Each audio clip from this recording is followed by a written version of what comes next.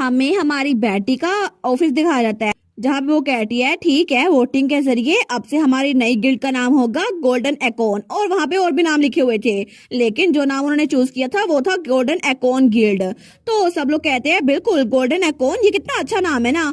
और वैसे भी ये बिल्कुल स्क्विरल की तरह है, क्योंकि स्क्विरल एकॉन जमा करती हैं तो हम लोग अपने कस्टमर को जमा करेंगे। तो हमारी उन कहती है बिल्कुल, और वो तो अपनी तारीफें सुनकर बड़ी खुश हो रही थी। वो सोचती है मुझे भी लगता है ये फैंटास्टिक नाम है। वो कहती है ठीक है मैं अपने फादर को इसके बारे में डिटेल्स बताने वाली हूँ। ठीक है, वो कहते हैं जी हम आपसे बाद में मिलेंगे लेडी बेटी। और उसके बाद हमारी वहां से निकल रही थी, लेकिन तभी वहां पर काउंट जिलोट खड़ा हुआ था। तो तब हमारी को देखते हैं, वो कहता है लेडी बेटी मुझे लगता है कि हमने बहुत लंबे अरसे एक दूसरे को नहीं देखा। तो हमारी कहती है काउंट जिलोट। वो कहता है आप कहाँ पे जा रही हैं? तो हमारी कहती है मैं तो फादर को बिजनेस रिपोर्ट देने के लिए जा रही हूँ। तो काउंट जिलोट कहता है अच्छा, मैंने भी सुना था कि आप एक नया बिजनेस स्टार्ट करने वाली हैं, लेकिन अगर आपको मेरी थोड़ी सी भी हेल्प चाहिए हो ना तो प्लीज मुझसे पूछ लीजिएगा, क्योंकि मैं हर तरह से आपकी हेल्प कर सकता हूँ। फॉर एग्जाम्पल शायद किसी इन्वेस्टमेंट मनी की तरह। तो वो कहती है इन्वेस्टमेंट मनी, क्या आप मेरे बिजनेस में इन्वेस्ट करना चाहते हैं? वो कहता है जी माय लेडी, क्योंकि मुझे लगता है एक बिजनेस स्टार्ट करने के लिए बहुत सारा पैसे चाहिए होते हैं, और इतने सारे पैसे इतनी छोटी उम्र में कमाना इतना भी आसान नहीं है, तो मैं आपको सपोर्ट करूंगा। तो हमारे कहती है नहीं इट्स ओके। वो कहता है क्या इट्स ओके? वो कहती है जी बिल्कुल, क्योंकि बहुत सालों का बजट वो तो पहले ही मैंने उसका इंतजाम कर लिया है। और वैसे भी अगर आपके पास कहने के लिए कुछ नहीं है तो मैं यहाँ से चलती हूँ, वैसे भी मैं बहुत ज्यादा बिजी हूँ। तो काउंट जिलोट तो बिल्कुल शॉक हो गया था, और तब उसके जाने के बाद उसको बड़ा गुस्सा आया था। वो सोचता है क्या उसने पहले ही अपने फंड्स को सिक्योर कर लिया है? इसका मतलब है कि मैं इतने लंबे अरसे से जो तैयारी कर रहा था वो बेकार गई। इसका मतलब है ड्यूक ने उसकी हेल्प कर दी, लेकिन अगर मैं उसकी हेल्प करता तो उसका सारा बिजनेस, उसका मुनाफा मेरे पास होता, और तब तो उसको बड़ा गुस्सा आया था। वो सोचता है मैं उम्मीद करा था कि मैं उसके गेम में उसके साथ प्ले करूं, और इस तरह जैसे जैसे उसका बिजनेस एक्सपेंड होता जाएगा ना तो सारे के सारे पैसे वो मेरे पास आते जाएंगे, और मुझे तो कोई काम करने की जरूरत नहीं पड़ेगी। लेकिन तब अपने कमरे में जाता है बड़े गुस्से से। वो सोचता है डैम इट, ये सारा कुछ सिर्फ इसलिए हुआ क्योंकि उन इडियट्स ने मुझे लेट इन्फॉर्मेशन ला कर दी थी।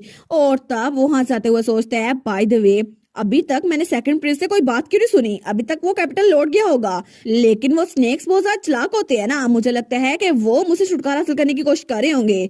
लेकिन तब स्माइल करते हुए सोचता है वेल अगर मैं डूबूंगा तो अकेले नहीं डूबूंगा, उन लोगों को भी साथ लेकर डूबूंगा। तो तब थोड़ी देर बाद हमारी बेटी वो अपने डैड के ऑफिस में आई थी। वो कहती है डैड। तो उसका डैड कहता है मेरी प्यारी बेटी इतनी जल्दी ना भागो, तुम गिर जाओगी। वो कहती है ठीक है, लेकिन मुझे आपको कुछ बताना था। और वो गहरी गहरी सांसें ले रही थी, लेकिन तभी वो टेबल पे हाथ रखती है और कहती है डैड बिल्कुल उस दिन की तरह मुझे लगता है कि काउंट जिलोट बहुत ज्यादा सस्पिशियस है, और उसको तो काउंट जिलोट पे पूरा शक था। लेकिन तभी उसे रहता है जब उसने कुछ दिनों पहले अपने डैड को बताया था कि मैंने काउंट जिलोट को देखा था। तो उसका फादर कहता है काउंट जिलोट को सेकंड प्रिंस के साथ? वो कहती है जी बिल्कुल, और वो तो सीक्रेटली सेकंड प्रिंस के साथ बात कर रहे थे, और उन्हीं की वजह से मुझे पता चला फेरिस्टोन्स का। लेकिन मुझे लगता है कि दोनों मिले हुए हैं, और ऐसा लगता है वो कैपिटल में रॉयल फैमिली के साथ मिले हुए हैं। तो उसका फादर कहता है अच्छा ये बात है। वो सोचता है एज एक्सपेक्टेड इस सब के पीछे रॉयल फैमिली ही है। लेकिन तब ड्यूक कहता है मुझे नहीं पता था कि वो प्लेज को तोड़ सकता है, और थैंक यू मुझे बताने के लिए। तो हमारे कहती है प्लेज? वो कहता है बिल्कुल एस्लान टची में प्लेज ऑफ लॉयल्टी होता है जो कि जनरेशन चला आ रहा है, और इसकी वजह से अगर कोई भी हेड ऑफ हाउस है तो वो जो कोई बात कर दे बाकी लोग को माननी पड़ेगी, और अगर उन्होंने इस बात को तोड़ा तो फिर उनको मानना पड़ेगा। और ये सब कुछ मैजिक की वजह से सील हो चुका है। लेकिन जब से मैं हेड ऑफ फैमिली बना हूं ना तो सबसे मैंने एक ही बात कही थी कि कोई भी ऐसा काम ना करना जिसकी वजह से फैमिली को कोई नुकसान पहुंचे, और इसकी वजह से प्लेज की पावर की वजह से हर कोई मेरी बात मानने पे मजबूर हो गया था, और काउंट जिलोट वो भी इन सब में शामिल था। लेकिन अगर वो ना भी चाहे तभी उसको मेरी बात माननी पड़ेगी, और मुझे लगा था कि शायद वो ये बात मान ले क्योंकि वो मेरे दूर के रिश्तेदार और एक मेड का बेटा था, लेकिन उसमें थोड़ा सा इस्लाम ब्लड है, फिर भी मुझे लगा था वो मेरी बात मान जाएगा।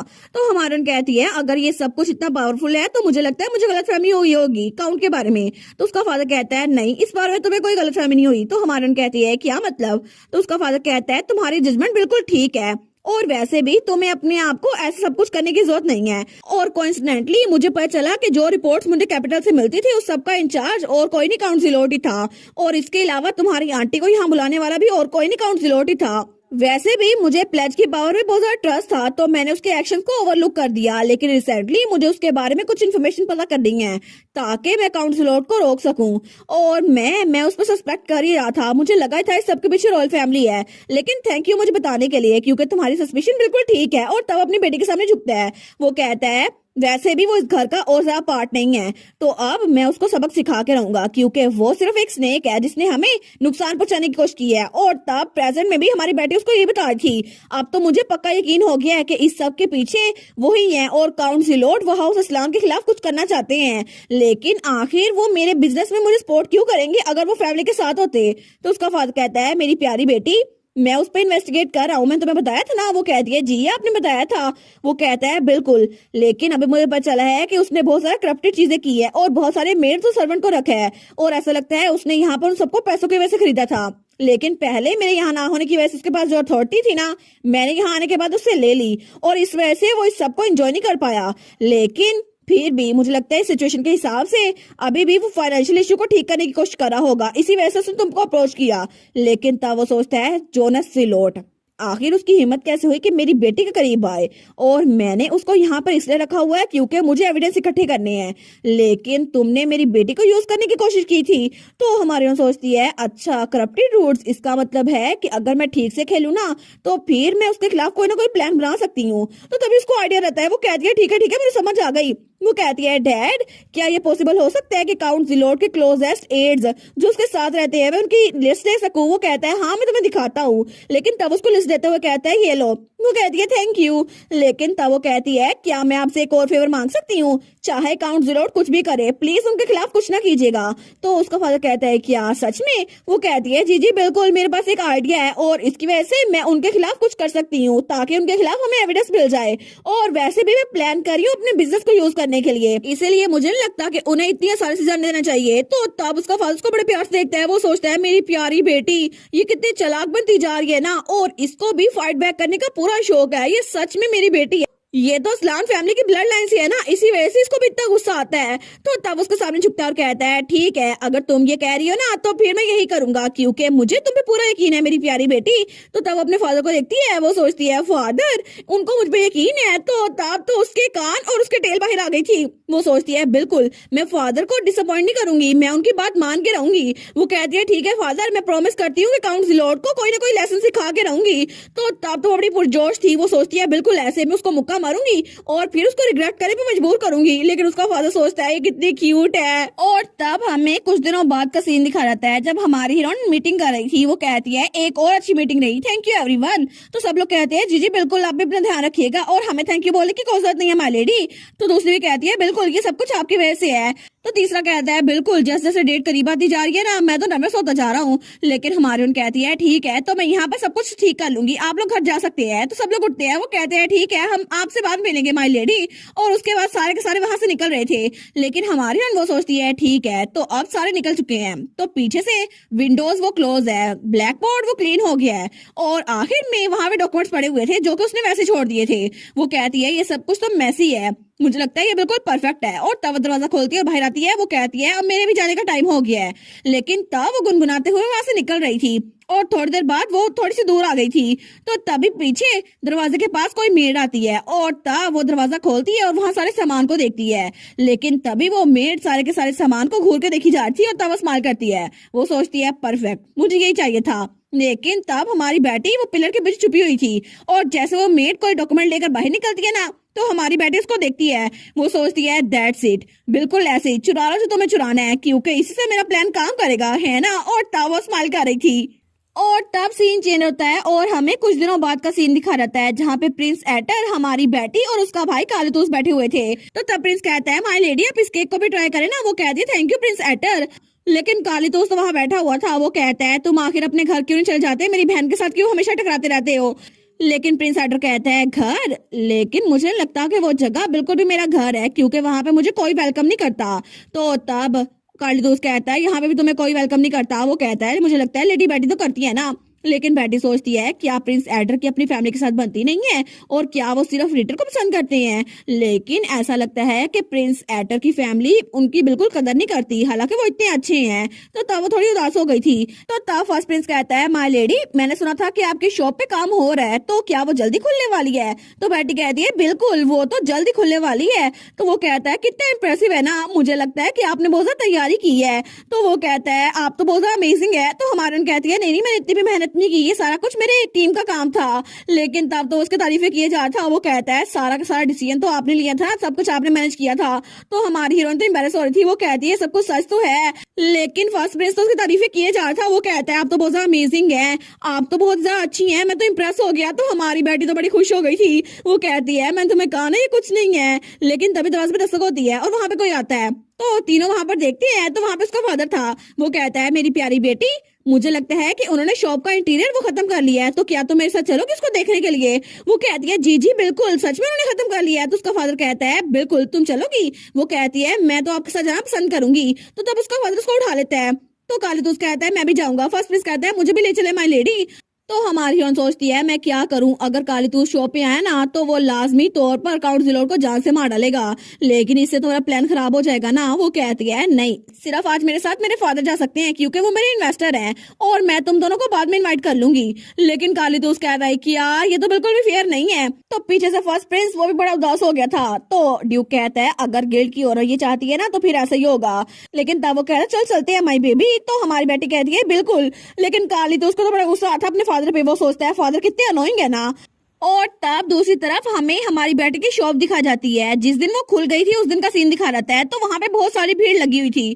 तो हमारी सोचती है फाइनली मैंने कर दिखाया, मेरी शॉप आज खुल चुकी है। और उसके बालों से भी दिल बन रहा था। वो सोचती है मैं तो बहुत ज्यादा खुश हूँ, मैंने गिल्ड शुरू कर लिया। लेकिन वो सोचती है इसके अलावा भी यहाँ पे कितने सारे कस्टमर है ना। तो वहां पे कोई कहता है ये देखो, इसको तो हम नाइफ और साथ दोनों के तौर पे यूज कर सकते हैं। दूसरी कहती है बिल्कुल, ये वाला पोशन ये तो मैडम पीती थी ना ड्रिंक के तौर पर। तो कोई और कहती है बिल्कुल बिल्कुल, मुझे यकीन नहीं होता कि हम इसको खरीद पा रहे हैं। तो कोई और केक वाले सेक्शन में भी था। वो कहता है सच में ये सारी डिशेस ट्यूबरोजम से बनी है और डिजर्ट तो कितने प्रिटी है ना। लेकिन एक और सेक्शन में मैक्रेमे थे। वहां पे लड़कियां कहती है मैंने इतना ब्यूटीफुल स्टाइल कभी नहीं देखा और ये तो डोर पे भी कितना अच्छे से हैंग हो जाएगा ना। तो हमारे सोचती है सबको ये सब कुछ पसंद आ रहा है और मेरी मेहनत काम आई। लेकिन वो तो बड़ी खुश हो गई थी। वो सोचती है सेल्स तो बहुत ज्यादा बढ़ने वाली है, जब मैंने इसको ओपन किया ना तब से भी ज्यादा। लेकिन तभी वहां पर कोई लड़की कहती है ये क्या है, इसके ऊपर तो एक आइकॉन बना हुआ है ना और ये तो हर एक प्रोडक्ट के ऊपर है। तो हमारी बेटी उनके पास आती है। वो कहती है ये गोल्डन आइकॉन का मार्क है, बिल्कुल किसी फैमिली सिंबल की तरह। और अगर किसी भी प्रोडक्ट के ऊपर ये मार्क है तो इसका मतलब है इसको हमने बनाया है और आप इसकी क्वालिटी पे ट्रस्ट कर सकती हैं। और आपके समझने के लिए आसान होगा अगर मैं कहूँ ये हाउस सील की तरह है। बाकी लोग कहती हैं हाउस सील, वो कहती है जी जी बिल्कुल। वो लोग कहते हैं इसका मतलब है अगर मार्केट में कोई भी प्रोडक्ट नया आया और उसके ऊपर आइकॉन बना हुआ तो वो आपने बनाया है। वो कहती है बिल्कुल। वो सोचती है मैं यही चाहती थी क्योंकि जब मैंने सबसे पहले हाउस इस्लाम को न्यूज़पेपर में देखा था ना तो उसकी जो सील थी उससे मुझे पता चल गया था कि ये मेरी फैमिली की सील है। लेकिन अगर किसी को पढ़ना ना भी आता हो ना तो उस सील को देखकर पता कर सकता है कि वो हाउस इस्लाम की सील है क्योंकि उस पर लाइन बना होता था। लेकिन इसी वजह से ये लोग के दिमाग में छप गया। और अगर मुझे अपने प्रोडक्ट को पब्लिश करना है ना तो सबसे पहले उसका कोई सील बनानी होगी और मैंने गोल्डन आइकॉन बनाया और इस तरह हर किसी को पता चल जाएगा ये हमारी गिल्ड से आया है। लेकिन तब वो सोचती है मैं भी यही सोच रही थी अपनी पुरानी लाइफ में कि अगर मेरे पास ऐसा कोई मौका हुआ ना, अगर कभी मैंने इस जगह को छोड़ा तो मैं अपनी एक नई गिल्ड बनाऊंगी और फिर उसकी हाउस सील की तरह कोई नई सील बनाऊंगी और इसीलिए मैं ये करके रहूंगी। और मुझे लगा नहीं था इतनी जल्दी ये सब कुछ हो जाएगा और सबका रिस्पॉन्स कितना पॉजिटिव है ना। तो तभी दरवाजा खुलता है और वहां से काउंसिल लौट आता है। वो कहता है ओ माई, मैंने लंबी लाइन देखी तो मैं चेक करने के लिए आ गया, लेकिन मुझे पता चला कि आपकी शॉप है माय लेडी। कांग्रेचुलेशन आपकी नई शॉप ओपन करने के लिए। तो हमारा कहती है काउंसिल लॉर्ड। वो कहता है ये तो अच्छी लग रही है, अगर आप माइंड ना करें तो क्या मैं थोड़ी देर के लिए तो घूम के देख सकता हूँ एक कस्टमर की तरह। वो कहती है बिल्कुल आप अपना टाइम ले सकते हैं।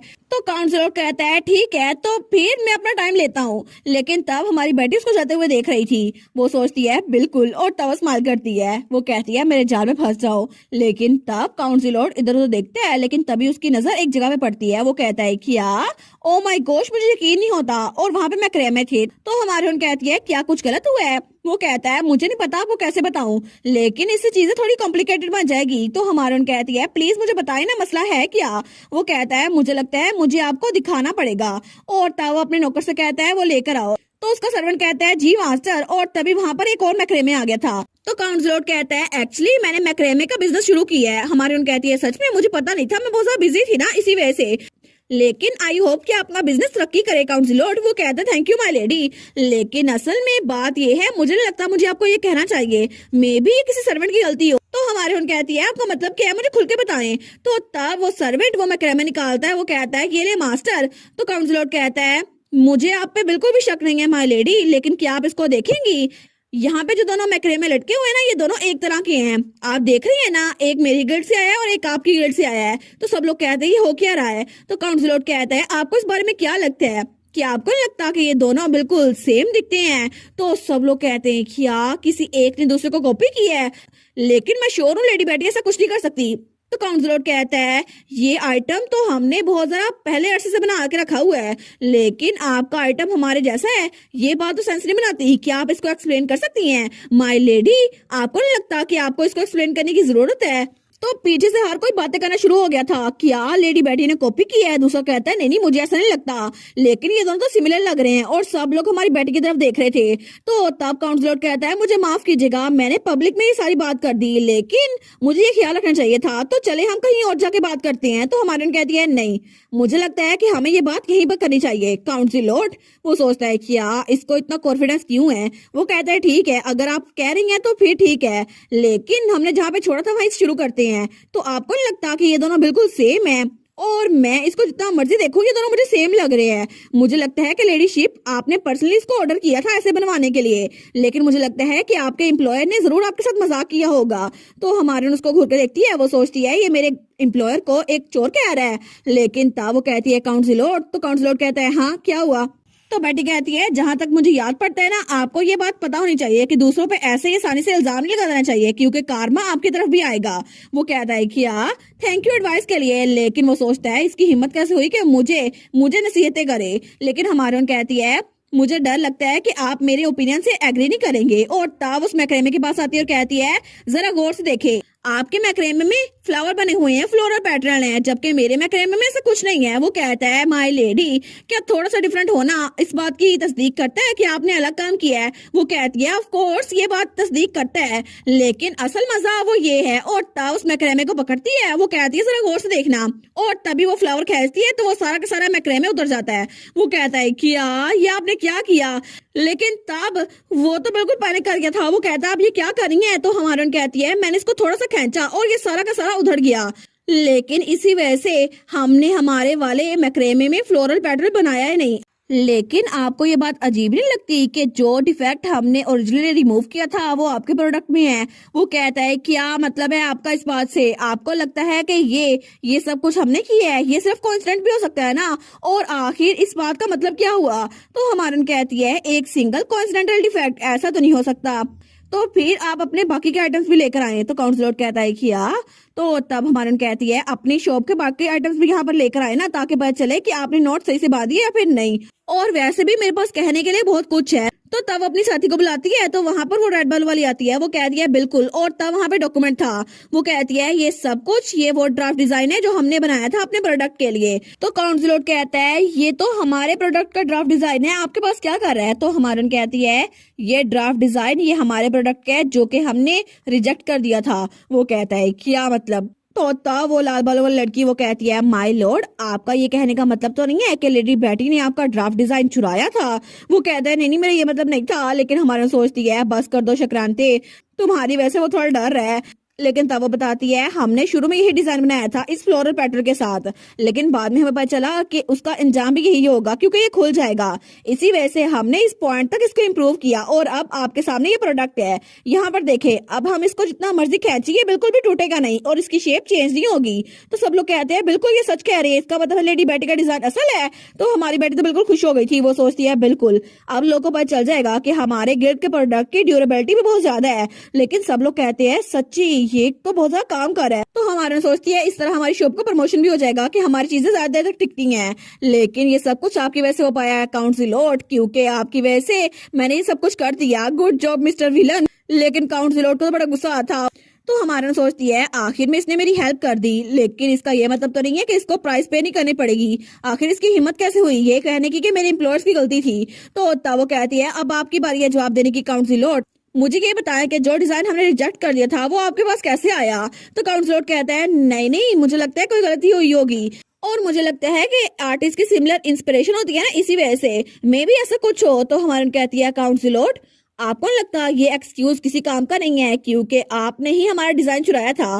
तो वो कहता है आप ऐसी बात कैसे कर सकती है माय लेडी, मैं कभी भी आपकी कोई चीज चुराऊंगा नहीं। तो हमारी सोचती है मुझे लगा ही था ये मेरी बात नहीं मानेगा और ये आखिर तक ऐसा ही है, लेकिन मैं बिल्कुल भी इस पे इजीली बैठूंगी। तो तब वो सोचती है मेन क्लाइंट्स वो तो एवरेज सिटीजन्स हैं और ये बात उनके बजट के हिसाब से फिट बैठती है।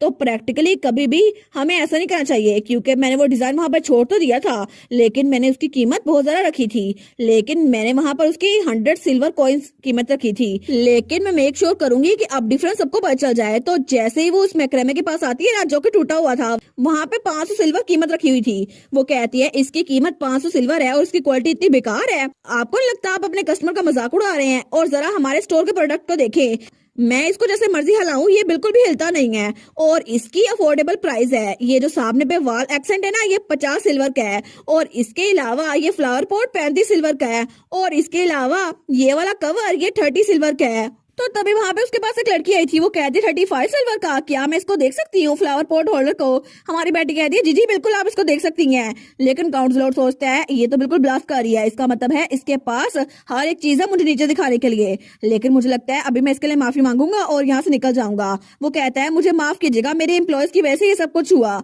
लेकिन मैं उम्मीद करता हूँ ऐसा दोबारा कभी नहीं होगा। तो हमारन कहती है आप तो अपने एम्प्लॉयज की तरफ से माफी मांग रहे हैं, लेकिन आपका क्या काउंसिलर? तो वो कहता है क्या? हमारी उन कहती है एक गिल्ड का ओनर होने का ये मतलब नहीं है कि सारी की सारी गलती अपने मुलाजमों पे छोड़ दी जाए और अपने एम्प्लॉयज पे। आपको नहीं लगता कि इस सब का हर्जाना आपको भरना पड़ेगा, क्योंकि फाइनल डिसीजन वो तो एम्प्लॉयर का होता है ना, और ये डिसीजन आपको होना चाहिए था।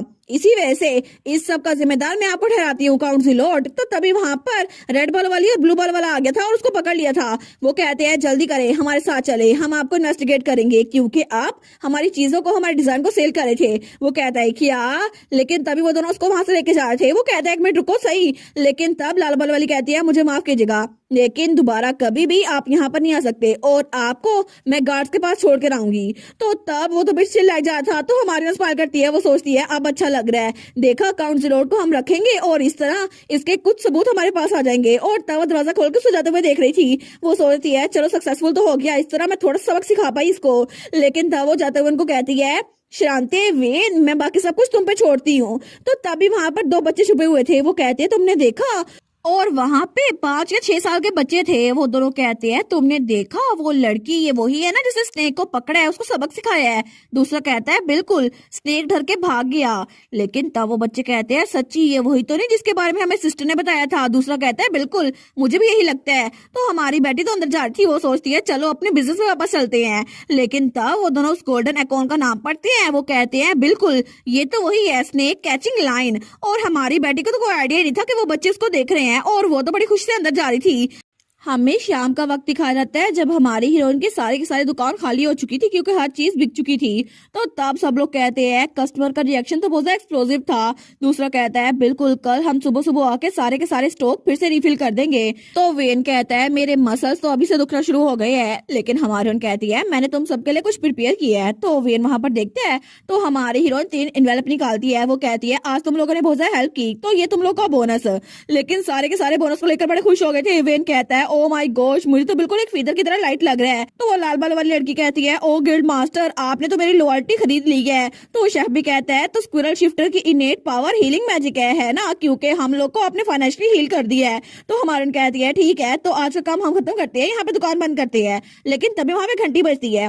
वो सोचती है कि हमने क्लोज साइन नहीं लगाया था। वो कहती है वेलकम। लेकिन जैसे वहां पर देखती है ना, वो बिल्कुल शॉक हो गई थी। वो कहती है कार्ल और प्रिंस एटर, और वहां पर वो दोनों आ गए थे। तो थोड़ी देर बाद वो उनके साथ बाहर निकल आई थी। तो कार्ल दोस्त कहता है मैं तुम्हारा पहला कस्टमर बनना चाहता था, लेकिन तुमने लोकेशन और ओपनिंग डेट दोनों को सीक्रेट रखा था, तो मैं आखिर में आया हूँ। वो कहती है कोई बात नहीं, मुझे माफ कर दो कि मैंने तुम्हें पहले नहीं बताया। वो कहता है इट्स ओके, वैसे भी मैंने फादर से सुना थोड़ी देर पहले जो हुआ था। और तुमने ये सब कुछ सिर्फ इसलिए किया ताकि तुम काउंट जिलोट को लेसन सिखा सको। लेकिन अगर यही तुम्हारा प्लान था तुमने मुझे क्यों नहीं बताया? मैं उसको सही सबक सिखाता। तो हमारे सोचती है इसी वजह से मैंने तुम्हें यहाँ आने के लिए नहीं कहा। लेकिन तब वो कहता है बाय द वे, और एक तरफ देखते हुए कहता है आखिर कब तक। वो अपनी तलवार निकालते हुए कहता है ये लोग हमारा पीछा कब तक करेंगे, और तब अपनी तलवार निकाल के उन लोग के सामने करता है। तो वहां पे वही दोनों ट्विंस थे जिनके पर्पल बाल थे, वो दोनों बच्चे डर जाते हैं। तो हमारे कहती है काली तूस क्या कर रहे हो, वो सिर्फ बच्चे, अपनी तलवार नीचे करो। वो कहता है क्या ये हमारा पीछा कर रहे थे, लेकिन हमारी उन कहती है फिर भी वो बच्चे हैं और अभी अपनी तलवार बंद करो। तो काली तूस कहता है ठीक है, लेकिन ये बात बिल्कुल ना भूलना कि तुम भी एक बच्ची हो। तो काली तूस उन बच्चों से कहता है और बच्चों तुम लोग कौन हो और मेरी बहन का पीछा क्यों कर रहे हो?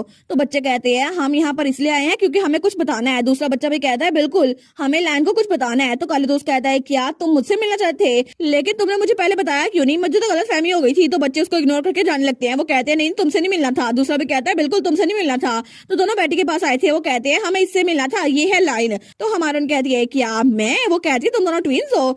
तो उनमें से एक बच्चा कहता है तुम स्नेक कैचिंग लाइन हो है ना? दूसरा कहता है हमने थोड़ी देर पहले देखा था। हमारे उन कहती है मैं, लेकिन मैं तो एक लाइन नहीं हूँ ना, मैं तो एक स्क्विरल हूँ। तो तब काली तूस कहता है हाँ बिल्कुल मैं तुम्हें बता रहा हूँ लाइन मैं हूँ। तो बच्चे कहते हैं नहीं नहीं इसने स्नेक को पकड़ा था, हमने देखा था मिस्टर स्नेक वो भाग रहा था। तो हमारे उन कहती है मिस्टर स्नेक? तो फर्स्ट प्रिंस कहता है क्या ये लोग काउंट जिलोट की बात कर रहे हैं? तो बच्चे कहते हैं हाँ हाँ बिल्कुल ऐसे कोई नाम था, हमें जेलो लगता है उसका नाम। तो हमारी उनके सामने बैठते हुए कहती है मुझे समझ नहीं आ रही तुम लोग क्या बात कर रहे हो, लेकिन क्या तुम लोग हमें स्टार्ट से बता सकते हो?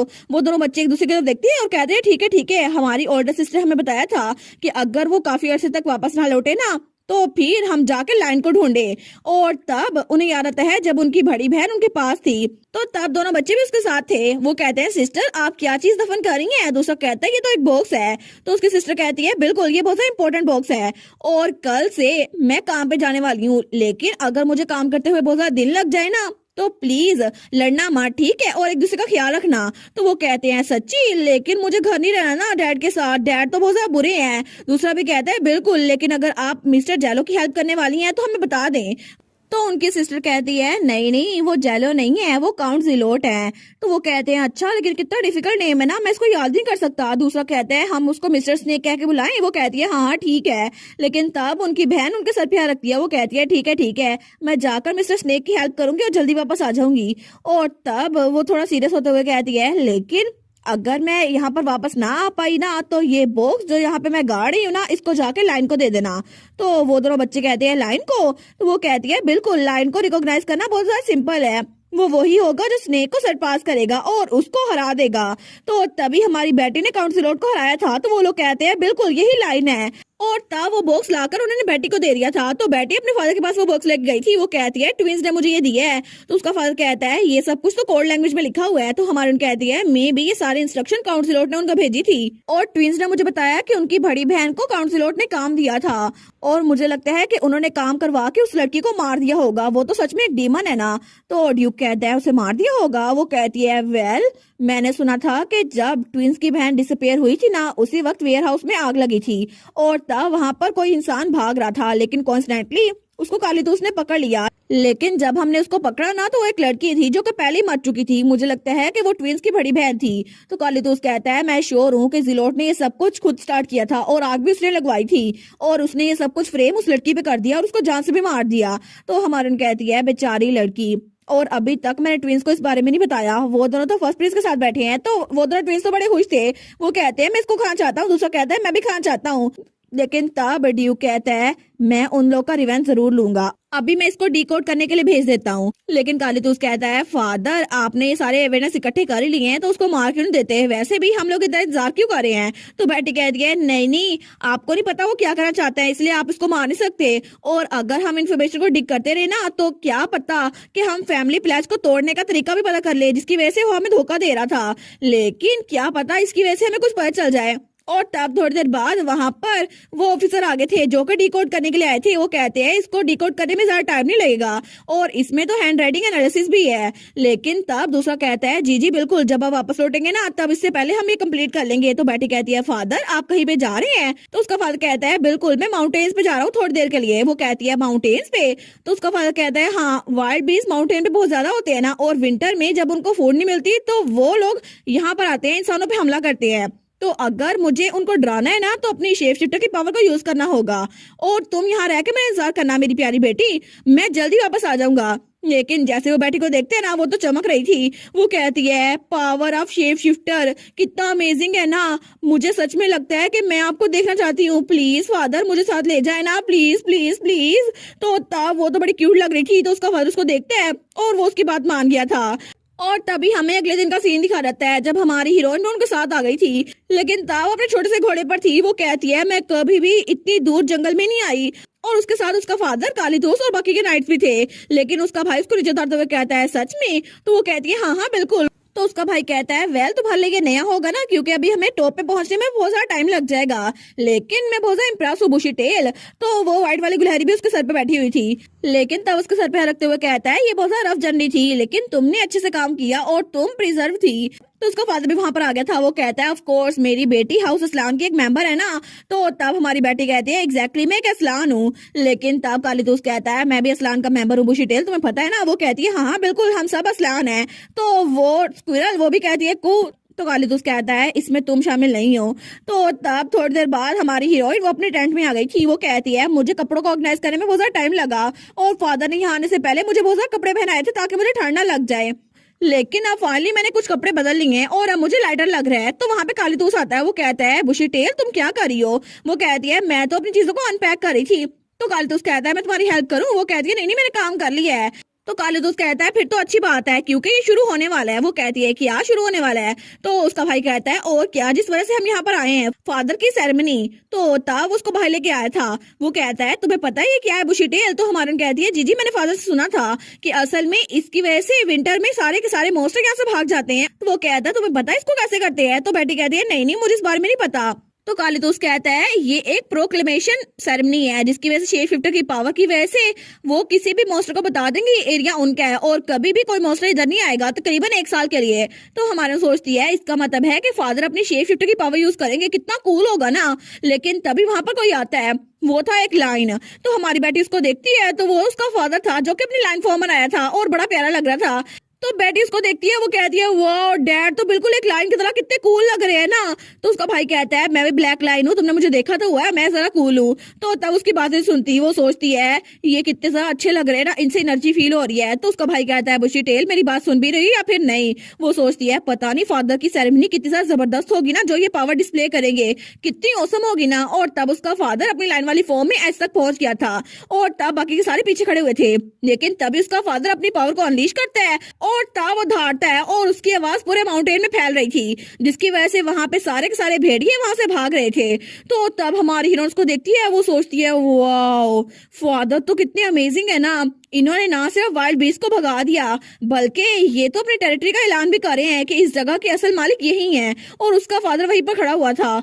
और उसके बाद सीन चल होता है और हमें रात का सीन दिखा रहता है जब हमारी बेटी अपनी टेंट में थी। तो वो सोचती है सेरेमनी के दौरान फादर तो कितने औसम थे ना, सच में मैं उनको देखकर कितनी खुश हो गई थी। लेकिन तब उठते हुए सोचती है उन्होंने एक बार धाड़ा और पूरा का पूरा माउंटेन वो वाइब्रेट करने लग गया। आई विश मैं भी ऐसा कर सकती। तो तब वो कोशिश करती है धाड़ने की, लेकिन तभी अपना मुंह बंद कर लेती है। वो सोचती है उप्स मुझे लगता है मुझे खामोश रहना चाहिए क्योंकि रात हो गई है। लेकिन तभी वो अपनी गुलहरी वाली फॉर्म में आ गई थी। वो सोचती है इस तरह मुझे लगता है थोड़ा आसान होगा। तो तभी वो कोशिश करने लगती है। वो कहती है कुक, लेकिन तभी वो जोर से धारती है और तब उसकी आवाज थोड़ी सी निकली थी। वो सोचती है मैं तो किसी काम की नहीं हूँ, मेरी आवाज कहाँ और फादर की आवाज कहाँ, वो तो बहुत मैजेस्टिक थी। लेकिन वो सोचती है मे भी मुझे गिव अप नहीं करना चाहिए, मुझे लगता है कि मुझे कल ट्राई करना चाहिए। और तब वो दोबारा सो गई थी। वो सोचती है कल मैं बाहर जाके ट्राई करूंगी। और तब अगले दिन वो तो बड़ी खुशी खुशी बाहर निकली थी। वो सोचती है मैं फिर से ट्राई करूंगी, मैंने कल रात बहुत ज्यादा प्रैक्टिस की थी और आज तो मैं बिल्कुल डैड की तरह रोर करूंगी। लेकिन तभी पीछे नाइट बातें कर रहे थे क्या तुमने टेंट को उखाड़ लिया? दूसरा कहता है हाँ हाँ सारा काम हो गया। तो हमारे सोचती है सारे लोग बिजी हैं तो मुझे लगता है मुझे अकेले में जाकर थोड़ी प्रैक्टिस करनी चाहिए। तो तभी वो एक पेड़ के पीछे आई थी। वो सोचती है ये जगह परफेक्ट है, मैं यहाँ पर प्रैक्टिस करूंगी। तो तब वो अपनी गुलहरी वाली फॉर्म में आ गई थी। वो सोचती है मैं और प्रैक्टिस करूंगी और सबको सरप्राइज कर दूंगी, लेकिन मैं भी फादर की तरह अपने इनर बीस्ट को जगाऊंगी और शेप शिफ्ट करके ना मैं भी धाड़ूंगी। और वो बेचारी तो भूल ही गई थी वो एक स्क्विरल है। लेकिन तब वो कहती है ठीक है मैं शुरू करती हूँ और तब अपने फादर की कॉपी करके धारना शुरू करती है। लेकिन उसकी आवाज थोड़ी सी निकली थी। वो सोचती है हैं क्या मेरे फादर की आवाज ऐसी तो नहीं थी, लेकिन तभी वो कहती है मैं क्या करूं। वो तो बड़ी उदास हो गई थी। वो सोचती है मुझे लगा था फादर की एबिलिटी की वजह से मैं भी थोड़ा सा कुछ कर सकूंगी, लेकिन मेरी एनर्जी तो निकल ही नहीं रही। ओके ओके ठीक है, मैं अपनी एनर्जी को इकट्ठा करती हूँ और फिर से धारती हूँ। और तब वो ऐसे करती है और फिर से धारने की कोशिश करती है, लेकिन उसकी आवाज थोड़ी सी निकली थी और वो फिर से बहुत ज्यादा कोशिश कर रही थी। लेकिन तभी पीछे कालीतूस छुप कर उसको देख रहा था और तब हमारे वो सोचती है मुझे लगता है इसके बाद मैं पहले से ज्यादा अच्छा कर रही हूँ। तो तभी उसे पीछे से हंसने की आवाज आती है। वहां पे कालीतूस खड़ा था। वो कहता है बुशी टेल ये तुम क्या कर रही हो। और तब उसकी आंखों में तो आंसू आ गए थे हंस हंस के। वो कहता है क्या तुम फादर की कॉपी करने की कोशिश कर रही हो। लेकिन तब हमारा सोचती है इसका मतलब है कि मैं फादर की तरह लग रही थी, है ना। तो उसका भाई कहता है बिल्कुल भी नहीं, ऐसा कुछ भी नहीं था, क्योंकि फादर की रोड तो बहुत ज्यादा जबरदस्त थी, लेकिन तुम्हारी रोड तो पिटीफुल थी। वो सोचती है कि पिटीफुल। तो तब उसका भाई कहता है आखिर तुम कर क्या रही थी। वो सोचती है मैंने इतनी प्रैक्टिस तो की थी, लेकिन मैं नाकाम रही। और वो तो बड़ी उदास हो गई थी। तो उसका भाई कहता है बुशी टेल। वो सोचती है ये पहले मुझ पे हंस रहा था और इसने कहा मैं पिटीफुल हूँ, लेकिन मुझे कालीतूस तुमसे नफरत है और उसने तो मुंह फुला लिया था। तो उसका भाई कहता है क्या हुआ, मुंह क्यों फुला लिया है, मैंने क्या गलत कर दिया बुशी टेल, मुझे बताओ ना। तो तब उसके पास आता है तो उसके हाथ पे काट लेती है। वो कहती है बस कर दो, मुझसे बात ना करो।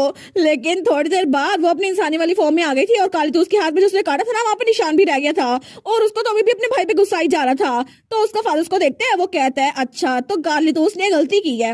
वो कहती है जी जी बिल्कुल उन्हें की है ना, और मैं प्रैक्टिस कर रही थी, लेकिन वो पीछे छुप के मुझे देख रहे थे और मैंने किसी को तंग नहीं किया, लेकिन कालीतूस वो मुझ पे हंस रहा था और मुझे यकीन नहीं होता कालीतूस मुझ पे हंस रहा था, लेकिन मुझे मुझे कालीतूस से नफरत है। तो उसका भाई कहता है क्या तुम्हें मुझसे नफरत है, तुम इतनी उदास हो। वो कहता है मुझे माफ कर दो ना, लेकिन हमारे कहती है दूर हो जाओ मुझसे। तो उसका फादर सोचता है लगता है ये बहुत ज्यादा अपसेट हो गई है।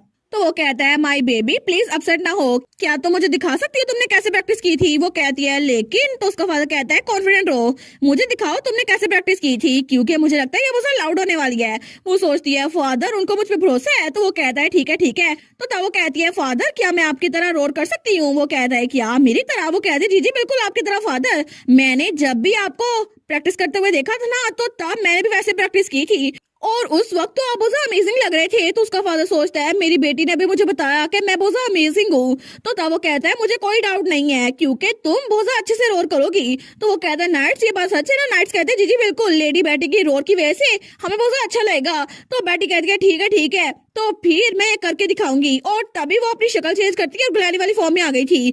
वो कहती है कुक कुक। तो सारे स्पाई उसको देख रहे थे, लेकिन तभी वो पुरजोश होती है और तभी चिल्ला के कहती है कुक। तो उसकी आवाज थोड़ी सी हुई थी। तो सारे नाइट्स कहते हैं क्या बस इतना ही, बस इनकी इतनी आवाज है। लेकिन तभी भी जैसे उसका फादर कहता है माई बेबी, और तब वो क्लैपिंग कर रहा था। वो कहता है तुमने बड़ा अच्छा किया मेरी प्यारी बेटी। और तब सारे स्पाई भी उसकी तारीफ करने लग गए थे। वो कहते हैं जी जी माई लेडी आपकी आवाज बहुत शानदार थी। तो हमारी बेटी तो एम्बेरस हो रही थी। वो कहती है नहीं नहीं क्या मैं एक बार और करके दिखाऊं। और तभी वो अपनी पूरी की पूरी एनर्जी इकट्ठी करती है और एक बार फिर से धारने की कोशिश करती है, लेकिन तभी उसकी बॉडी से रोशनी निकलती है जो कि सुनहरी कलर की थी। तो उसका फादर और उसका भाई कालीतूस दोनों उसकी तरफ देखती है। तो हमारी सोचती है कि ये रोशनी कैसी थी। लेकिन तब उसका फादर उसका भाई उसके पास आते हैं। वो कहते हैं बुशी टेल तुमने अभी अपनी पहली अवेकनिंग कर ली। वो सोचती है अवेकनिंग वो क्या होता है। तो तब उसका फादर उसकी तरफ हाथ बढ़ाता है। वो कहता है इधर आओ मेरी प्यारी बेटी, अभी जो तुमने एनर्जी डिस्प्ले की है ना वो तुम्हारी अवेकनिंग थी और ये शेप शिफ्टर की पावर है। तो उसका भाई भी कहता है बुशी टेल तुम तो बड़ी हो गई हो, कांग्रेचुलेशन। तो तब उसका फादर कहता है तुमने अपनी बहुत ज्यादा एनर्जी रिलीज की है और ये शेप शिफ्टर ही कर सकते हैं और तुमने बिल्कुल मेरी तरह किया है। वो सोचती है बिल्कुल डैड की तरह। तो बाकी स्पाई भी कहते हैं माई लेडी आपकी अवेकनिंग हो गई है, आप सच में बहुत ज्यादा पावरफुल है, अब आपको कोई ना कोई पावर मिल जाएगी। तो उसका भाई कहता है बिल्कुल ये तो बहुत ज्यादा औसम है। तो उसका फादर कहता है तुमने मेरी वाली पावर्स यूज की हैं, मे भी तुम्हारे पास मेरी वाली पावर्स आए। उसका भाई कहता है नहीं नहीं आप मजाक न करें फादर, बुशी टेल मेरी तरह है। वो सोचती है आखिर क्या हुआ है, क्योंकि टाइम में वापस आने से पहले मेरे पास ऐसी कोई पावर नहीं थी, लेकिन मुझे नेचुरली लगा था कि सारे शेप शिफ्टर के पास पावर्स होती हैं सिवाय मेरे। लेकिन इस बार मैं गलत हूँ, क्योंकि मेरे पास भी कोई पावर होगी, पता नहीं वो क्या पावर होगी, लेकिन मुझे बहुत अच्छा लगेगा। और तब कुछ दिनों बाद वो तो उदास थी क्योंकि उसकी पावर का उसको पता नहीं चला था और उसने सारा सामान भी पैक कर लिया था। तो उसका भाई कहता है चेयर अप बुशी टेल और उसके हाथ सामान पकड़ लेता है। वो कहती है कार्ल।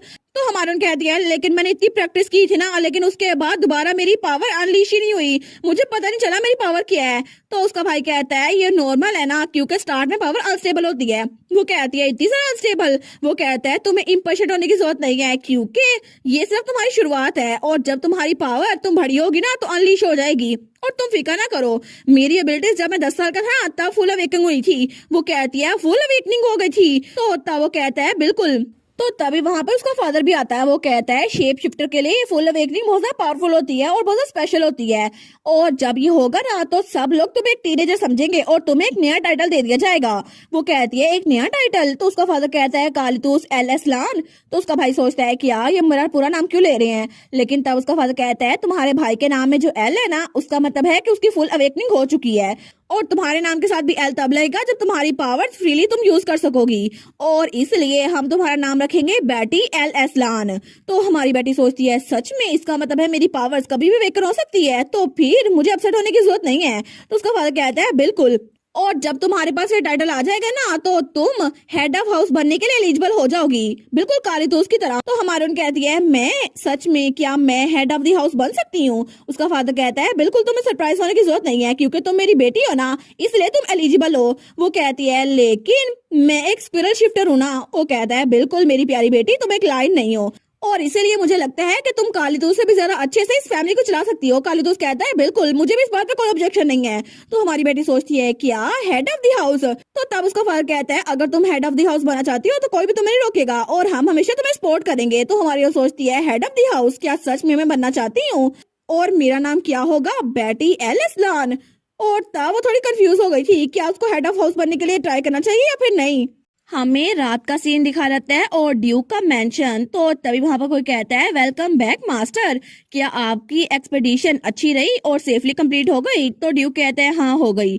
तो तभी वो कहता है और इसके अलावा मैंने ये भी सुना था कि लेडी बेटी आपने अपनी शेप शिफ्टर की पावर को डिस्प्ले किया है, कांग्रेचुलेशन। वो कहती है थैंक यू फ्रेडरिक, लेकिन तब वो डॉक्यूमेंट देते हुए कहता है और ये वो कोर्ट इंटरप्रिटेशन है जो कि काउंसिलोट के कनेक्टेड थी, तो हमने इसको कंप्लीट कर लिया है, क्या आप इसको देखना चाहेंगे? ड्यूक कहता है बिल्कुल, मैं इसको अभी चेक करूंगा। लेकिन जैसे वो सारे डॉक्यूमेंट्स को देखते हैं ना, वो कहता है कि यार ये सब कुछ, तो बेटी भी इसको पढ़ती है। वो कहती है आखिर वो ऐसा कैसे कर सकता है, लेकिन तब ड्यूक कहता है मेरी सारी की सारी सस्पिशंस वो कंफर्म हो चुकी हैं। तो वो कहता है फ्रेडरिक, तो फ्रेडरिक कहता है जी मास्टर।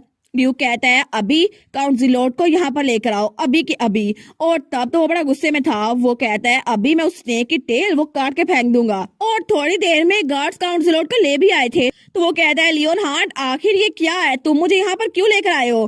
तो ड्यूक कहता है तुम यहाँ पर आ गए, लेकिन तब वो उसकी तरफ हटते हुए कहता है जिलोट, मुझे लगता है कि तुम्हें मुझे बहुत सारी एक्सप्लेनेशन देनी है, तुमने अभी तक जो कुछ किया है ना उसके बारे में। तो काउंट जिलोट सोचता है डैम इट, ऐसा लगता है इसको मेरे खिलाफ कुछ ना कुछ मिल गया है, लेकिन मैं श्योर हूँ कि इसको डायरेक्ट एविडेंस नहीं मिला, तो मैं अभी के लिए इनोसेंट प्ले करूंगा और यहाँ से निकल जाऊंगा। तो तब अपना हाथ छुड़वाते हुए कहता है यहाँ पर एक्सप्लेनेशन देने की मुझे नहीं, तुम्हें जरूरत है, और मैं ये सब कुछ इसलिए कह रहा हूँ क्योंकि बहुत सारी रूमर सर्कुलेट कर रही हैं।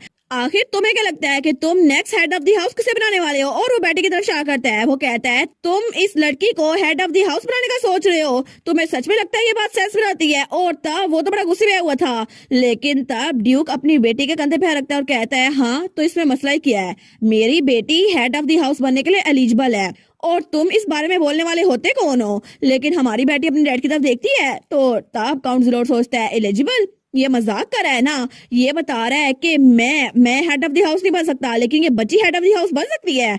तो तब वो कहता है लेकिन लियोन हार्ट, ये तो असल में एक लाइन शिफ्टर है भी नहीं। तो बेटी को ये सुनकर बहुत ज्यादा बुरा लगता है। वो सोचती है कि अब मेरे स्पिरिट होने की वजह से क्या मेरे डैड मुझे इग्नोर कर देंगे? लेकिन तब उसका डैड कहता है बिल्कुल ये बात सच है। वो सोचती है डैड इन्होंने भी बात मान ली, लेकिन तब काउंसिलर कहता है मुझे पता था, ऐसा हो ही नहीं सकता कि लेडी बेटी को एक कैंडिडेट के तौर पर चुना जाए। लेकिन तभी ड्यूक आगे आता है, उसकी गर्दन पकड़ लेता है। तो तब काउंसिलर खांसने लगता है, लेकिन तभी ड्यूक उसको नीचे जमीन पे मारता है। वो कहता है तुम्हारी हिम्मत कैसे हुई कि तुम मेरी बेटी को ऐसे ट्रीट करोगे? तो तब काउंसिलर कांपने लग गया था। वो कहता है लियो, लेकिन ड्यूक वो तो बड़ा गुस्से में आ गया था। वो कहता है तुम्हें लगता है तुम्हारे पास कोई चांस है? क्योंकि अगर कार्ल और मैं बैटलफील्ड में मर जाते तो तुम मेरी बेटी को ऐसे ट्रीट करते और कभी भी उसको हेड ऑफ द हाउस ना बनाते, और तुम्हें लगता है कि तुम तुम हेड ऑफ द हाउस बन सकते हो, इसी ख्वाहिश की वजह से तुम मेरी बेटी के साथ बुरा सलूक करते। लेकिन तब उसको तो बहुत ज्यादा गुस्सा आया हुआ था, उसे तो भूल भी गया था कि बेटी वहां पर है। तो बेटी कहती है डैड,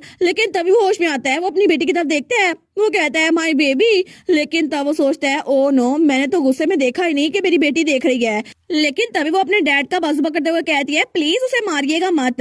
तो काउंसलर कहता है my lady thank you so much मेरी हेल्प करने के लिए। तो हमारी हीरोइन कहती है मैंने ये सब कुछ आपकी हेल्प के लिए किया। काउंसलर वो कहता है क्या मतलब। तो हमारी हीरोइन कहती है फ्रेडरिक उसको लेकर आओ। तो फ्रेडरिक एक बॉक्स लेकर आया था, वो कहता है जी माय लेडी। लेकिन तभी वो बॉक्स खोलते हुए कहती है काउंसलर मैं श्योर हूँ कि मुझे बताने की जरूरत नहीं है कि आखिर ये सब कुछ क्या है। तो काउंसलर सोचता है क्या ये सब कुछ, ये तो मैंने स्कोप ने लड़की को दिया था ना, और उसका चश्मा टूट चुका था। तो वो सोचता है वो लड़की वो खुद तो मर गई, लेकिन उसने ये सारे के सारे इंस्ट्रक्शन से छुटकारा हासिल नहीं किया, अब ये मेरे खिलाफ यूज होगा। तो वो इनोसेंट बनते हुए कहता है नहीं मैं श्योर नहीं हूँ, मैंने इसको कभी नहीं देखा।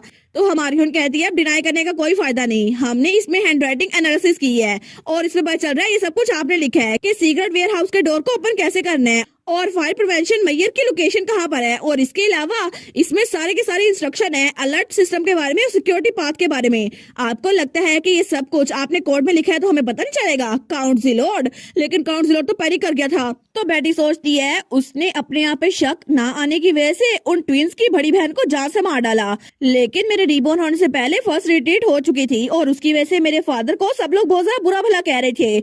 लेकिन इसी की वजह से पूरे किंगडम में हमारी फैमिली का मजाक उड़ाया जा रहा था, लेकिन मैं इसको कभी माफ नहीं करूंगी जो कुछ उसने किया है। तो काउंसलर वो तो नीचे झुक जाता है, वो कहता है लियोन हार्ट ये सिर्फ एक सेटअप है, मैंने कभी भी इस फैमिली को धोखा नहीं दिया, मैं तो रॉयल्टी प्लेज की वजह से कर ही सकता, तुम ये बात जानते हो ना, है ना।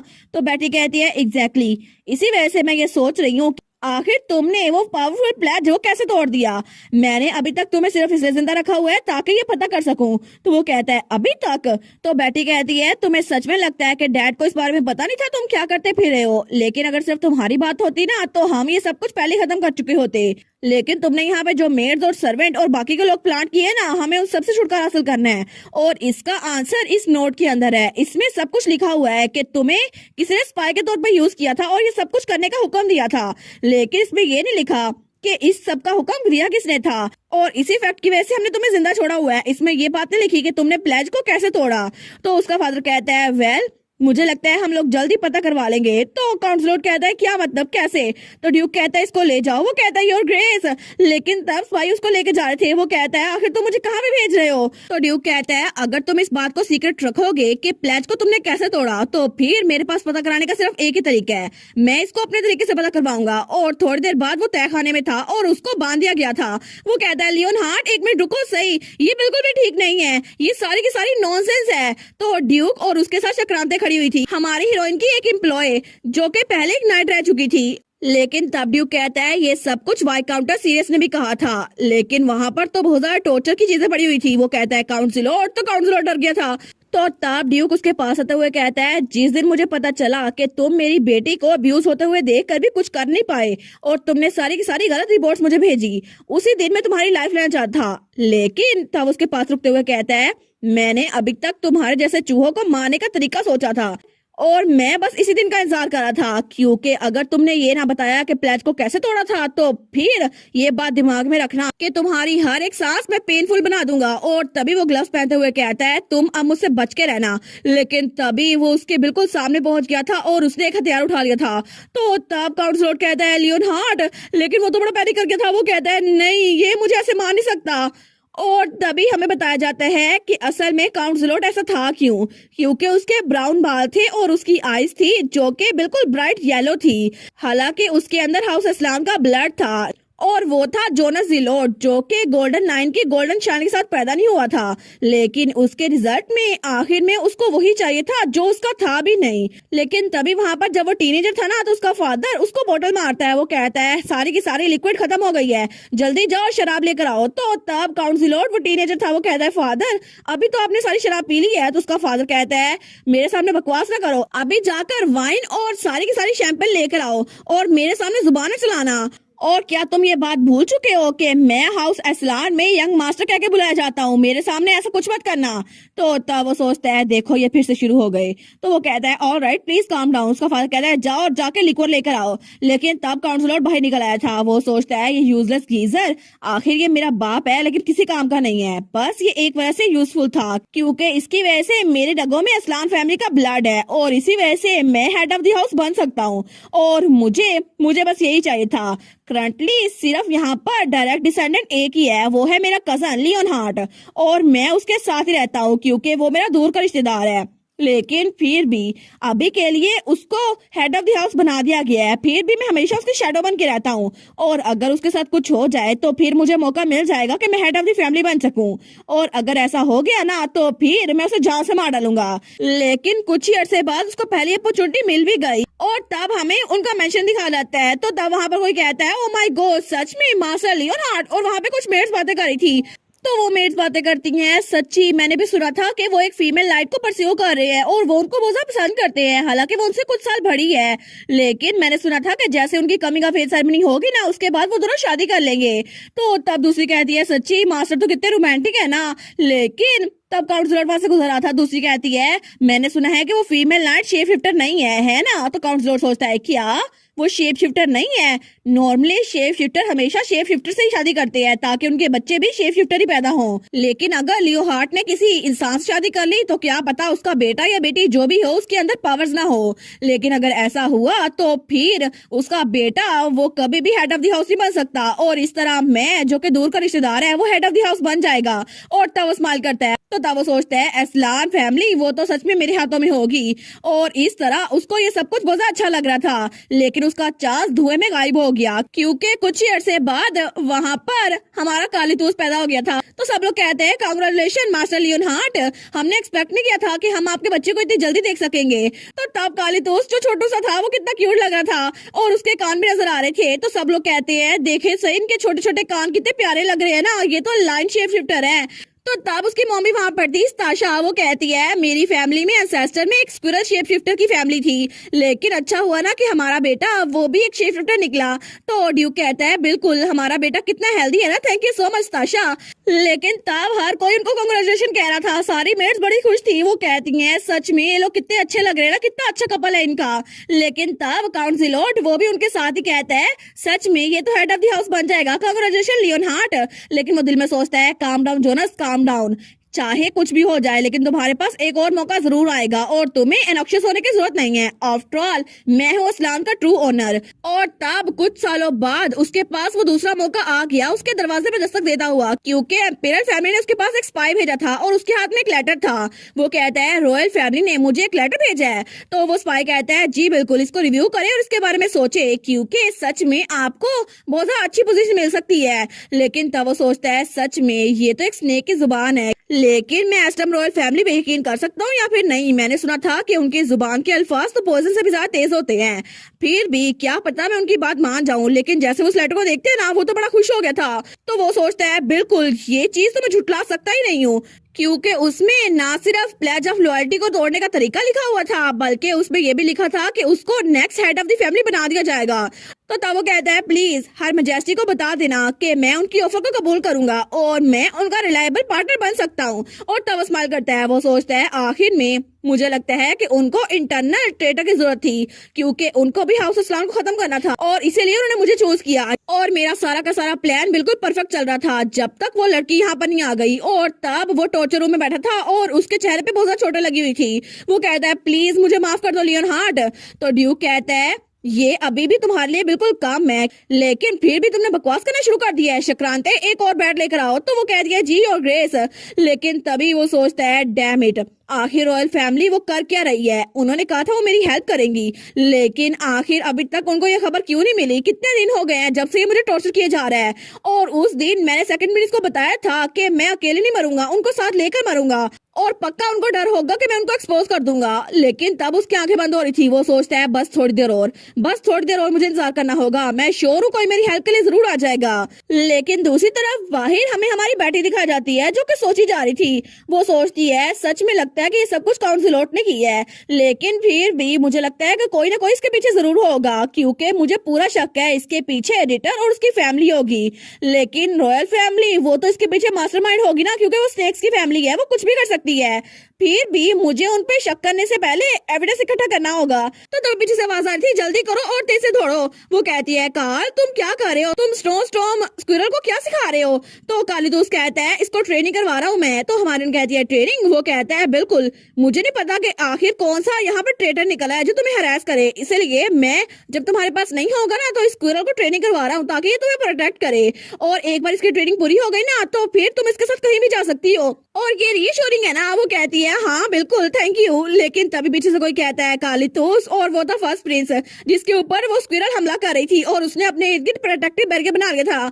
वो कहता है मुझे लगता है कि तुम्हारी ट्रेनिंग थोड़ी सी अजीब लग रही है और ये तो मेरा सर खाने की कोशिश कर रही है। लेकिन तब कालीतोस कहता है ऐसा लगता है कि ट्रेनिंग पे ऑफ कर रही है। तो फर्स्ट प्रिंस कहता है क्या? लेकिन तभी हमारी बेटी जब बाहर देखती है ना तो वहां से फ्रेडरिक और बाकी के नाइट्स गुजर रहे थे, उनके हाथ में कुछ सामान था।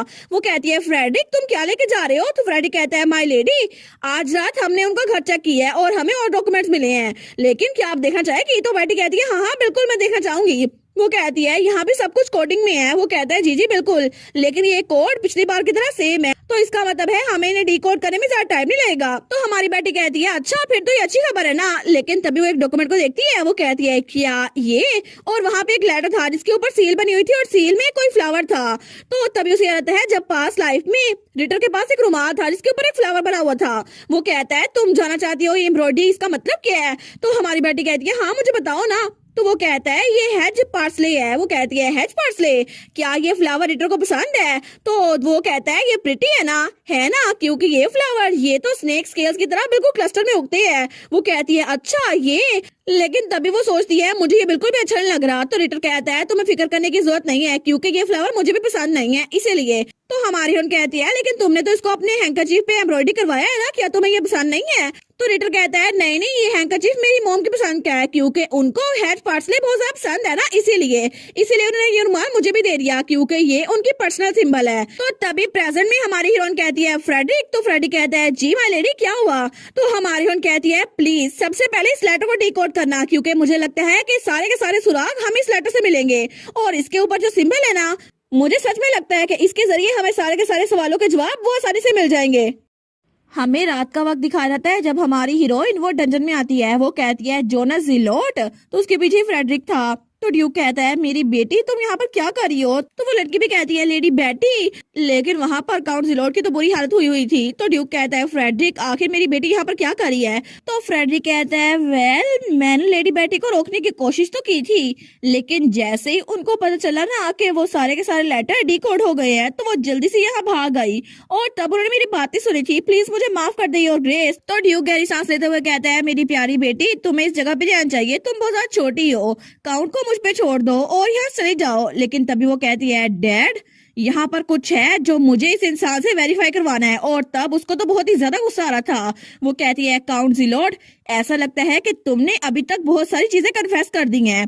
तो तब वो लाल बाल वाली लड़की कहती है जी बिल्कुल, प्रिजनर ज्यादा से ज्यादा एक हफ्ते तक झेल सकते हैं, लेकिन इसे तो कुछ ही दिनों में हार मान ली। लेकिन अभी तक हमें ये पता चला है कि वेयर हाउस में आग इसने लगवाई थी और आपके बारे में फेक रिपोर्ट्स वो भी इसने भेजी थी, और इस सब की जिम्मेदारी इसने कबूल कर ली है। तो हमारी हीरोइन वो अपने अकाउंट वाले बैग में से कुछ निकालने लगती है और कहती है तो फिर क्या इसने ये भी कन्फेस कर लिया कि ये मेरे मॉम के लेटर को फैब्रिकेट कर रहा था और उसको इतना ज्यादा गुस्सा आया हुआ था, उसका दिल कर रहा था उसको मार दे। लेकिन ड्यूक कहता है क्या मेरी वाइफ के लेटर्स को? तो काउंसलर सोचता है क्या इसको पता चल गया? लेकिन हमारे सोचती है इसने ये सब कुछ इसलिए किया ताकि आप कैपिटल में वापस ना आ सके और आप वार में रहे, इसलिए इसने मोम के हाथों से ये सब कुछ लिखवाया। वहाँ पे लिखा हुआ था हमारी प्यारी बेटी वो तो आहिस्ता आहिस्ता रिकवर कर रही है, तो तुम्हें कैपिटल में आने की कोई जरूरत नहीं है, और जब जंग खत्म होगी ना तो हम तुमसे मिलेंगे। और ये सारी की सारी चीजें डैड, ये सारी की सारी चीजें इसने मोम से लिखवाई थी, और ये सिर्फ एक बार नहीं था, पता नहीं इसने कितनी बार मोम के लेटर में झूठ लिखवाया। और तब वो चिल्ला कहती है आखिर क्यों? तुमने मेरी मोम के साथ ऐसा क्यों किया? तो ड्यूक आगे बढ़ता है और तब काउंसिलर उसका गला पकड़ लेता है। वो कहता है, जोनस, तुम्हारी इतनी हिम्मत कि तुम मेरी वाइफ के लेटर्स को फैब्रिकेट करो। तो काउंसिलर वो डर जाता है। वो कहता है, लियोनार्ड काम डाउन, ये सब कुछ मैंने नहीं करवाया, इस सब के पीछे मैं नहीं था। तो हमारन कहती है, ऑफ कोर्स मैं श्योर हूँ कि इसके पीछे सिर्फ तुम नहीं थे, क्योंकि मुझे पहले ही पता तुम किसके लिए काम कर रहे हो। और क्या वही लोग थे जिन्होंने तुम्हें प्लेज ऑफ लॉयल्टी तोड़ने में हेल्प की थी? तो तब वो सोचता है, डैम इट, अब मुझे फर्क नहीं पड़ता, मैंने उनको वार्निंग दी थी, अगर वो मेरी हेल्प नहीं करेंगे तो मैं अकेला नहीं डूबूंगा। वो कहता है, प्लेज ऑफ लॉयल्टी मैंने नहीं तोड़ा असल में, वो तो। लेकिन तभी वो कुछ बोलने लगता है तो उसके गले में बहुत ज्यादा दर्द होती है और तभी उसकी रगों में जैसे कोई पॉइजन फैल रहा था, उसको तो सांस लेना मुश्किल हो रहा था। तो ड्यूक और बैडी दोनों उसकी तरफ देखती है तो वो तो बहुत ज्यादा मुश्किल से सांस ले रहा था। लेकिन दूसरी तरफ उसी वक्त हमें एम्पिरल फैमिली दिखाई जाती है, जहाँ पर रिटर और उसकी मॉम बैठी हुई थी। तो रिटर वहाँ चाय कप रखते हुए कहता है, मदर, क्या आप श्योर है कि हमें उसे ऐसे छोड़ देना चाहिए? तो उसकी मॉम कहती है, तुम किस बारे में बात कर रहे हो रिटर? तो रिटर कहता है, काउंट जिलोट, उसने मुझे पिछली बार धमकी दी थी कि अगर हमने उसकी मदद ना की तो वो हमें भी ले डूबेगा। आपको नहीं लगता कि हमें उसके बारे में कुछ करना चाहिए? तो सेकंड क्वीन कहती है, तुम्हें फिक्र करने की जरूरत नहीं है रिटर। क्या तुम्हें याद है जब वो पहली बार हमारे पास आया था तो हमने उसको सीक्रेट पॉइजन दिया था? तो रिटर कहता है, हाँ मुझे याद है, आपने कहा था वो पॉइजन ऑफ ओबीडियंस है। तो उसकी मॉम कहती है, बिल्कुल, वो पॉइजन रॉयल फैमिली की सबसे स्पेशल लेगेसी है जो कि तुम्हारे परदादा ने यहाँ पर छोड़ा था। और सारे के सारे प्रीवियस किंग्स, उनका सीक्रेट पॉइजन हमने एक जगह पर जमा कर रखा है और वहाँ पर बिल्कुल कोल्डनेस होती है और वहाँ पे कोई नहीं जा सकता सिवाय हमारी फैमिली के। तुम्हारे एंसेस्टर में से सब ने पॉइजन बचा के रखा था ताकि क्रिटिकल इमरजेंसी में काम आ सके, और अगर तुम्हारे पास ये पावर है ना तो तुम भी इसको यूज करोगे। तो इसीलिए तुम्हारे सेंसिबल फादर ने उस पॉइजन को यूज किया काउंट जिलोट पे, क्योंकि हमने प्लेज ऑफ लॉयल्टी वो तोड़ तो दिया था, लेकिन उसके बदले में हमने एक शर्त रखी थी कि वो हमेशा हमारे साथ ओबीडियंट रहेगा और वो हमारे बारे में कभी भी किसी को नहीं बताएगा। इसी वजह से प्लेज ऑफ लॉयल्टी तो टूट गई, लेकिन ये पॉइजन था ओबीडियंस का, जिसकी वजह से वो कभी भी हमें धोखा नहीं दे पाएगा। अगर उसने दोबारा ऐसा कुछ करने की कोशिश की ना तो उसकी जान चली जाएगी, और इसलिए तुम्हें फिक्र करने की जरूरत नहीं है। अगर उसने हमें धोखा दिया तो फिर उसी वक्त उसके लिए सांस लेना मुश्किल हो जाएगा, और तब तो वो बड़ी खतरनाक लग रही थी। लेकिन दूसरी तरफ काउंट जिलोट, उसको तो सांस लेना मुश्किल हो रहा था, उसकी पूरी बॉडी में जहर फैल चुका था। तो वो सोचता है, मैं सांस नहीं ले पा रहा, ना ही अपने नाक के जरिए ना ही मुंह के जरिए, आखिर ये हो क्या रहा है? और तब वो सोचता है कि अब मैं मरने वाला हूँ, और उसको तो चक्कर आए थे, वो सोचता है मैं ऐसे ही मर जाऊंगा। तो ड्यूक कहता है, इसको ऐसे मरने ना दो, अभी इसकी जान बचाओ। तो संक्रांति कहती है, जी और ग्रेस, और तभी वो एक बॉक्स में से कुछ निकालती है, वो जेली टाइप कुछ था। वो कहती है, ये इतनी जल्दी ऐसे नहीं मर सकता, और तभी वो काउंट जिलोट के मुंह पर वो जेली लगा देती है। तो काउंट जिलोट सोचता है, क्या? तो हमारे कहती है, ये क्या है? तो फ्रेडरिक कहता है, ये एक ऑर्गेनिज्म है जिसको सी एम्ब्रेलास इंसेक्ट कहते हैं, इसकी वजह से उसको सांस आएगी। तो ड्यूक कहता है, कभी कभार प्रिजनर वो अपनी जान लेने की कोशिश करते हैं क्योंकि वो टॉर्चर को बर्दाश्त नहीं कर पाते, इसी वजह से हम उनको इतनी आसानी से मौत नहीं दे सकते। तो इसलिए हमने ये चीज रखी हुई है, और अब हमें ये बताएगा कि इम्पोर्टेंट क्लूज क्या है। तो तब काउंसिलर वो तो बड़ी मुश्किल से सांस ले पा रहा था उस जेली की वजह से, और तब वो कुछ और कर भी नहीं पाता। तो ड्यूक कहता है, गुड वर्क संक्रांति, वो फिर से सांस ले रहा है। संक्रांति कहती है, थैंक यू योर ग्रेस, लेकिन वैसे भी अगर इसे कुछ कहना है तो हम इसको कहने देते हैं। लेकिन अचानक से इसने अपनी सांस बंद कर ली, इसने अपने आप को मारने की कोशिश की, मुझे लगा नहीं था कि इतना सेविज है। तो ड्यूक सोचता है, बिल्कुल नहीं, इसने ये सब कुछ खुद नहीं किया। जोनस जिलोट कभी भी अपनी विल पावर के खिलाफ ऐसा कुछ नहीं करेगा, वो अपने आप को मारने की कोशिश नहीं करेगा। मे भी ये कोई मैजिक है या फिर किसी और शेप शिफ्टर की पावर है। तो हमारी बेटी कहती है, मुझे शायद कोई आइडिया है कि काउंट जिलोट ऐसे एक्ट क्यों कर रहा है। और तब उसको एक लेटर देते हुए कहती है, मैंने ये लेटर काउंट जिलोट के मैंशन से लिया था और इसमें पर्सनल सील लगी हुई है, ये सेकंड क्वीन की सील है। ड्यूक कहता है, क्या? तो बेटी कहती है, आपको याद है ना जब ये पिछली बार सेकंड प्रिंस से मिला था तो तब मुझे लगा था ये रॉयल फैमिली के साथ मिला हुआ है, लेकिन अब लगता है कि इसके मुंह और इसके हाथ दोनों बंधे हुए हैं, ये कुछ बता नहीं सकता। तो अगर ऐसा ही है तो मैं कोई और तरीका यूज करूंगी जिससे मुझे ये मेरे सवालों का जवाब दे दे। तो तब हमारी ओर सोचती है, मुझे एक बात बिल्कुल कंफर्म है कि काउंट को बोलने से रोकने के लिए रॉयल फैमिली ने कुछ किया होगा, क्योंकि ये सारी की सारी पावर स्नेक की है। लेकिन मेरी पुरानी लाइफ में मुझे जिन लोगों ने मारा था ना वो भी स्नेक ही थे, और मेरी आंट जिन्होंने एक पॉइजन यूज किया था। तो मुझे लगता है कि ये सारा का सारा सीक्रेट स्नेक पॉइजन होगा। लेकिन मुझे अब समझ आ रहा है कि शेप शिफ्टर की एबिलिटी वो अलग अलग होती है। फिर भी इसका कोई ना कोई वीक पॉइंट होगा ना। और जहां तक मुझे लगता है ना, ये सिर्फ इसके हाथों को और इसके मुंह को कंट्रोल कर सकते हैं, इसके दिमाग को कंट्रोल ही कर सकते हैं। तो अगर ये चाहे तो मुझे बता सकता है। तो हमारी कहती है, काउंट ज़िलोट, जब भी मैं तुमसे कोई सवाल पूछूं तो अगर ये ठीक हो तो एक बार ब्लिंक करना, और अगर ये गलत हो तो 2 बार ब्लिंक करना। तो फ्रेडी को शक्रांति उसकी तरफ देखती है, वो सोचती है कि आइडिया तो अच्छा है। तो बेटी कहती है, सबसे पहले मुझे ये बताओ, मेरी मॉम के लेटर्स को जिसने फैब्रिकेट किया था और जिसने तुम्हारी प्लेज ऑफ लॉयल्टी को तोड़ने में हेल्प की, क्या इस सब के पीछे सेकंड प्रिंस और सेकंड क्वीन थे? तो तब काउंट ज़िलोट वो एक बार ब्लिंक करता है। तो फ्रेडरिक वो कहता है, आखिर वो ऐसा कैसे कर सकते हैं? लेकिन ड्यूक को बड़ा गुस्सा आ गया था। तो शक्रांति कहती है, वो डर्टी स्नेक्स।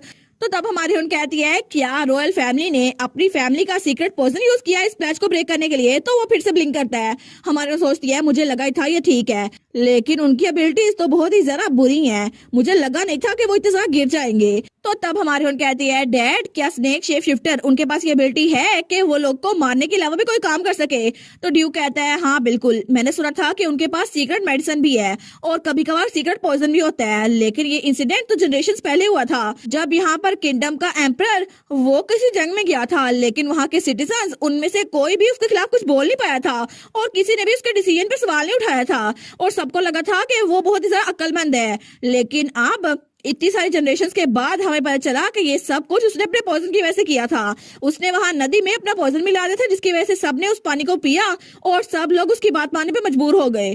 तो हमारे कहती है, आपको लगता है इसकी वजह से वो लोग को धोखा भी दे सकता है? तो ड्यूक कहता है, ऐसा हो सकता है, क्योंकि ब्रेन वॉश करना उनकी एबिलिटीज में शामिल है। तो हमारे सोचती है, इसका मतलब है ये पॉसिबिलिटी हो सकती है कि प्लेज ऑफ लॉयल्टी वो सच में एग्जिस्ट करती है। लेकिन तब वो कहती है, काउंट ज़िलोट, सीक्रेट पॉइजन जिसने प्लेज को ब्रेक किया, क्या उसी को यूज किया गया था मेरी मॉम को देने के लिए ताकि वो ये लेटर लिख सके? तो तब काउंट ज़िलोट 2 बार ब्लिंक करता है। वो कहती है, नहीं, तो इसका मतलब है कोई और सीक्रेट पॉइजन होगा। तो ड्यूक कहता है, कितना अजीब है ना, अभी तक जो हमें पता चला है उसके हिसाब से ऐसा कोई पॉइजन एग्जिस्ट नहीं करता। ये तो सदियों पहले ही खत्म हो जाना चाहिए था, क्योंकि तब 3 से 4 जनरेशन पहले ऐसी कोई एबिलिटी थी, लेकिन अब ऐसी कोई एबिलिटी यहाँ पर है ही नहीं। मुझे यकीन नहीं होता कि उन्होंने ये सीक्रेट पॉइजन छुपा के रखा था। मे भी ऐसा ही कुछ हो। तो उसका फादर कहता है, मुझे लगता है हमें इंटेरोगेट करते रहना चाहिए। वो कहती है, जी डैड। और तब हमारी बेटी हमें बताती है, हमने जो एडिशनल इंटेरोगेशन की थी ना, उसकी वजह से बहुत सारी चीजें सामने आई। सबसे पहले जो लेटर्स मेरी मॉम ने कैपिटल से भेजे थे ना, हमें पता चला वो सारे के सारे फैब्रिकेटेड थे, क्योंकि वो सब कुछ मॉम ने अपने हाथों से लिखा था। लेकिन उन्होंने सीक्रेट पॉइजन का यूज किया, क्योंकि उन्हें मेरी मॉम के हाथों से वो लेटर खुद लिखवा था। इसी वजह से आंट परीना उन्होंने मेरी मॉम को वो पॉइजन दिया, जिसकी वजह से मेरी मॉम वो ब्रेन वॉश हो गई और आंट परीना ने जो जो कहा उन्होंने वो लेटर में लिख दिया। लेकिन मॉम को कोई आइडिया भी नहीं था कि उनकी सिस्टर ऐसी है। लेकिन इस तरह उन्होंने हर एक वो बात लिखी जो कि उनसे लिखवाई गई थी और उनको खुद भी आइडिया नहीं था। वो सारे के सारे लेटर मेरे डैड को ट्रिक करने के लिए थे और वैसे भी डैड मॉम की हैंडराइटिंग और टोन को जानते थे, इसी वजह से डैड को कभी शक नहीं हुआ। लेकिन तब अपने फादर की तरफ देखती है तो उसका फादर बहुत ज्यादा सैड था। तो तब हमारी हीरोइन अपने फादर की तरफ देखकर सोचती है, मैंने इनके चेहरे पे ऐसा एक्सप्रेशन कभी नहीं देखा। और उसका फादर तो बहुत ही ज्यादा शौक था। वो सोचता है, साशा।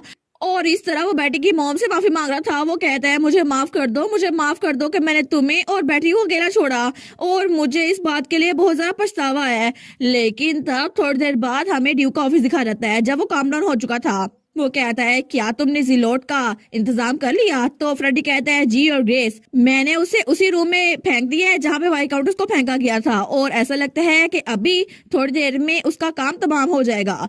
तो ड्यूक कहता है, उसने अपनी फैमिली को धोखा दिया सिर्फ इसीलिए क्योंकि उसको हेड ऑफ द हाउस बनना था। कितना बेवकूफ था वो। और तब वो कहता है, फ्रेडरिक, मेरी बेटी के बारे में क्या वो सो चुकी है? तो फ्रेडरिक कहता है, अच्छा, वो असल में वो उस दूसरे कमरे में है। और तब दूसरी तरफ हमें हमारी बेटी दिखा जाती है जो कि किसी के पोर्ट्रेट के सामने खड़ी थी और वो पोर्ट्रेट था उसकी मॉम का। तो वो कहती है, मॉम।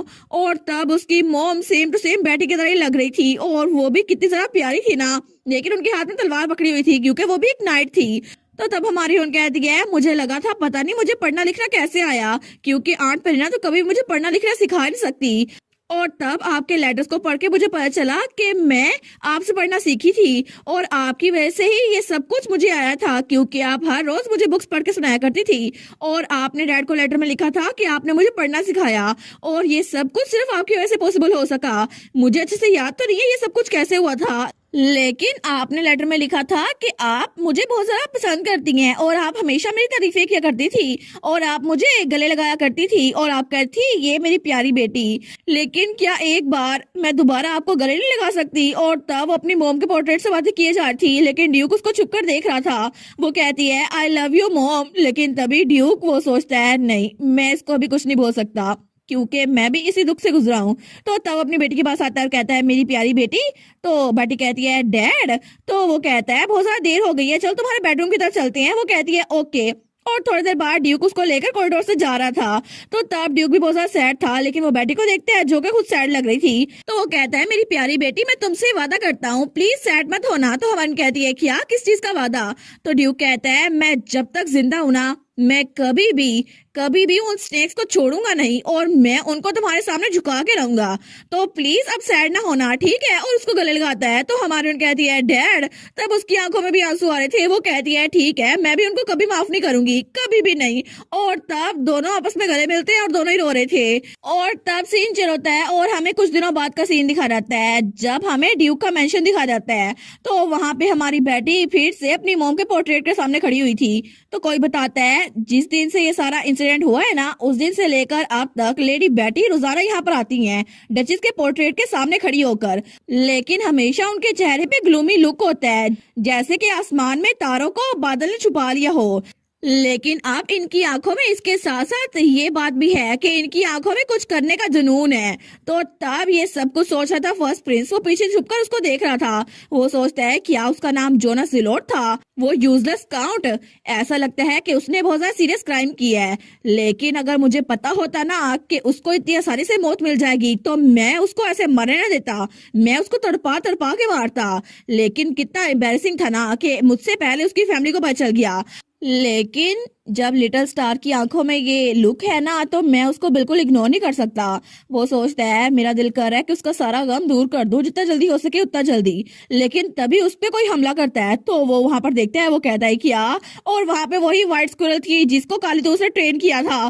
तो फर्स्ट प्रिंस सोचता है हैं ये यहाँ पर कैसे आ गई? लेकिन तभी वो थोड़ा सा चिल्लाता है। तो तब बेटी को उसकी आवाज आती है। वो सोचती है ये आवाज, ये तो फर्स्ट प्रिंस की है ना। तो वो जल्दी से भाग के वहां जाती है। वो कहती है प्रिंस एटर आखिर क्या हुआ, आप चिल्ला क्यों रहे हैं? लेकिन तब उसने फिर से वो प्रोटेक्टिव शील्ड बना ली थी और वो गुलहरी उस पर हमला किए जा रही थी। वो कहता है माय लेडी। तो बेटी कहती है ये फिर से स्नो स्टॉर्म, मैंने तुम्हें कितनी बार कहा है हिज हाइनेस को तंग न किया करो। और उसने वो व्हाइट स्क्विरल पकड़ ली थी। लेकिन तब वो स्क्विरल कहती है मैंने वही सब कुछ किया जो मुझे सिखाया गया था, अब मुझे खाने के लिए कुछ दो। तो हमारी कहती है नहीं तुमने कुछ भी ऐसा नहीं किया, मैं तुम्हें कुछ खाने के लिए नहीं दे रही। लेकिन तब वो स्नो स्टॉर्म उसके सर पे बैठ गई थी। तो हमारी कहती है मुझे माफ करना, काल ने उसको जरूर कुछ अजीब से सिखाया होगा। तो फर्स्ट प्रिंस कहता है नहीं नहीं इट्स ओके माय लेडी। और देखे ना इसने एक बार भी मुझे बाइट नहीं किया। लेकिन वो व्हाइट स्क्विरल तो उसको घूर के देख रही थी, वो अपने दांत दिखाती है जैसे अभी तो मैं बाइट कर लूंगी। तो तब वो कहता है वेल अभी तक तो नहीं किया। लेकिन तब बेटी कहती है स्नो स्टॉर्म दूसरों के सामने आपसे पेश ना आया करो, मैं तुम्हें कितनी बार कहा है। तो वो गुलहरी उदास हो गई थी। तो हमारी कहती है ऐसा सैड फेस ना बनाओ, ये बिल्कुल भी तुम्हारे काम नहीं आएगा। लेकिन जैसे ही वो प्रिंस को देखती है ना, वो कहती है अरे प्रिंस आपके कपड़ों में तो सारे इसके पंजे लगे हुए हैं ना, जरा देखे सही, इसके फुटप्रिंट्स आपके कपड़ों पर है। तो तब वो साफ करने के लिए आगे बढ़ती है, लेकिन व्हाइट स्क्विरल नीचे गिर गई थी। वो कहती है ओ नो आपके सारे के सारे कपड़े गंदे हो गए हैं, मुझे इसको ट्राई करने देना, मैं इसको रिमूव कर देती हूँ, मुझे माफ कीजिएगा, मेरी वजह से ये सब कुछ हुआ। लेकिन तब उसको थोड़ा करीब थी। तो प्रिंस एटर वो बेचारा वो तो ब्लश करने लग गया था। वो कहती है प्लीज ये दाग तुम लोग चले जाओ। तो तब फर्स्ट प्रिंस थोड़ा पीछे होता है। वो कहता है डोंट वरी, जब ये धुलेंगे ना तो ये ठीक हो जाएंगे। तो हमारन कहती है प्लीज अगर ये दाग खत्म ना हो तो मुझे बताना। लेकिन तभी फर्स्ट प्रिंस के गले पे एक थोड़ा सा निशान था। वो कहती है क्या यहाँ पे भी कुछ है, मुझे लगता है इसको भी साफ करने की जरूरत है। लेकिन तभी वो उसके गले पे हाथ लगाती है। तो फर्स्ट प्रिंस तो बहुत ज्यादा ब्लश करने लग गया था। वो कहती है आखिर ये उतर क्यों नहीं रहा, ये निशान कैसा है? लेकिन तब फर्स्ट प्रिंस वो तो बहुत ज्यादा ब्लश करने लगे था और उसके तो हॉर्न्स भी निकल आए थे। तो हमारी कहती है क्या क्या ये हिज हाइनेस के हॉर्न्स है, क्या ये इतने शौक हो गए हैं? लेकिन फर्स्ट प्रिंस कहता है आपने अभी जो टच किया है वो मेरा मतलब है। तो हमारन कहती है क्या हुआ, क्या मैंने कोई गलती कर दी? लेकिन तब वो कहती है एक मिनट, क्या आपको बुरा लगा क्योंकि मैंने बिना पूछे इसको टच किया? तो हमारी हीरोइन कहती है मुझे माफ कीजिएगा, मैं तो बस इसको हटाना चाहती थी। लेकिन फर्स्ट प्रिंस कहता है नहीं नहीं, माफी मांगने की जरूरत नहीं है, मैं बस थोड़ा सा शर्मिंदा हो गया था, बस यही बात है। असल में बात ये है, अभी आपने जिस चीज को टच किया है ना, वो मेरा सिग्नम था। तो हमारी हीरोइन कहती है सिग्नम? अच्छा, ये निशान तो हर शेप शिफ्टर के पास होता है, जरा मेरे हाथ पे देखे ना, ये निशान मेरे हाथ पर है, लेकिन आपकी गर्दन पे ये निशान है। और तब वो तो बड़ी पुरजोश हो गई थी, वो कहती है मैंने पहली बार किसी और शेप शिफ्टर का सिग्नम देखा है, अगर आप माइंड ना करें तो क्या इसको मैं एक बार और टच कर सकती हूँ? तो फर्स्ट प्रिंस कहता है क्या? वो कहता है नहीं, असल में बात ये है। तो तब वो थोड़ा हिचकिचा रहा था। हमारी सोचती है हिचकिचाने की क्या बात है, सिग्नम ही तो है। लेकिन वो सोचती है मुझे लगता है कि सिर्फ अभी तक मैंने इसका सिग्नम टच किया है और शायद इसको भी मेरे हाथ का सिग्नम टच करना होगा। तो वो अपना हाथ बढ़ाते हुए कहती है अगर आप चाहे तो आप मेरा भी सिग्नम टच कर सकती हैं, ये देखें। और वो तो बड़ी कॉन्फिडेंट थी, वो कहती है जल्दी आए ना आगे। लेकिन फर्स्ट प्रिंस वो बेचारा तो अपनी शर्ट बंद करते हुए पीछे होता है। वो कहता है माय लेडी, मुझे लगता है कि आपको कभी भी किसी लड़के से ऐसी बात नहीं करनी चाहिए। और तब वो थोड़ा पीछे होता है। वो कहता है मुझे लगता है कि ये कोई गलतफहमी हो गई है, हालांकि मैं ऐसा कुछ चाहता नहीं हूँ, लेकिन मैं डेफिनेटली आपको ऑकवर्ड नहीं करना चाहता। वो सोचता है मैंने सच में अपना गार्ड ऑफ कर दिया था, लेकिन मुझे इनको बताना होगा ना कि असल में इसका मतलब क्या होता है। लेकिन फिर भी काली तो उसको मैंने बताया था ये मेरी छोटी बहनों की तरह है, लेकिन अभी भी मैं इनके सामने फ्लस्टर्ड क्यों कर रहा हूँ? और मेरे लिए तो स्टार बिल्कुल एक छोटी सी दोस्त है, तो मैं इसके सामने ऐसे शर्मा क्यों रहा हूँ? तो तब हमारी बेटी वो कहती है क्या किसी किस्म की गलतफहमी हो गई है? लेकिन फिर से उसके होंश बाहर आ गए थे। तो तब वो बेचारा तो ब्लश किया जा रहा था। वो कहता है नहीं, इस बारे में आपकी फैमिली आपको बताएगी, मुझे थोड़ा सा काम आ गया तो मैं चलता हूँ। और जल्दी से वहां से भाग जाता है। वो कहता है बाद में मिलेंगे माय लेडी। लेकिन तब वो व्हाइट स्क्विरल फिर से उसके सर पे आके बैठ गई थी। तो हमारे सोचती है इतनी जल्दी चले गए, लेकिन ये तो इतनी जल्दी में भागे हैं, मैं तो इनके होंश कहीं पे देखे थे, पता नहीं फैमिलियर लग रहे हैं, मैंने इनसे पूछा ही नहीं। और थोड़ी देर बाद वो काली दोस्त के पास आई थी। तो काली दोस्त कहता है क्या किस बासर ने कहा तुमसे? तो हमारन कहती है क्या मतलब? वो कहता है तुमसे किसी ने कहा कि वो तुम्हारे सिग्नम को टच करना चाहता है, आखिर कौन इतने गंदे अल्फाज बोलेगा? हमारन कहती है क्या ये गंदे अल्फाज होते हैं? मुझे नहीं पता था, लेकिन इसी वजह से वो इतना अजीब सा एक्ट कर रहे थे, मुझे उनसे माफी मांगनी होगी। तो काली दोस्त कहता है अच्छा मतलब तुमने कहा था, फिर कोई बात नहीं है, वैसे भी होता रहता है, गलतियां तो होती रहती है ना।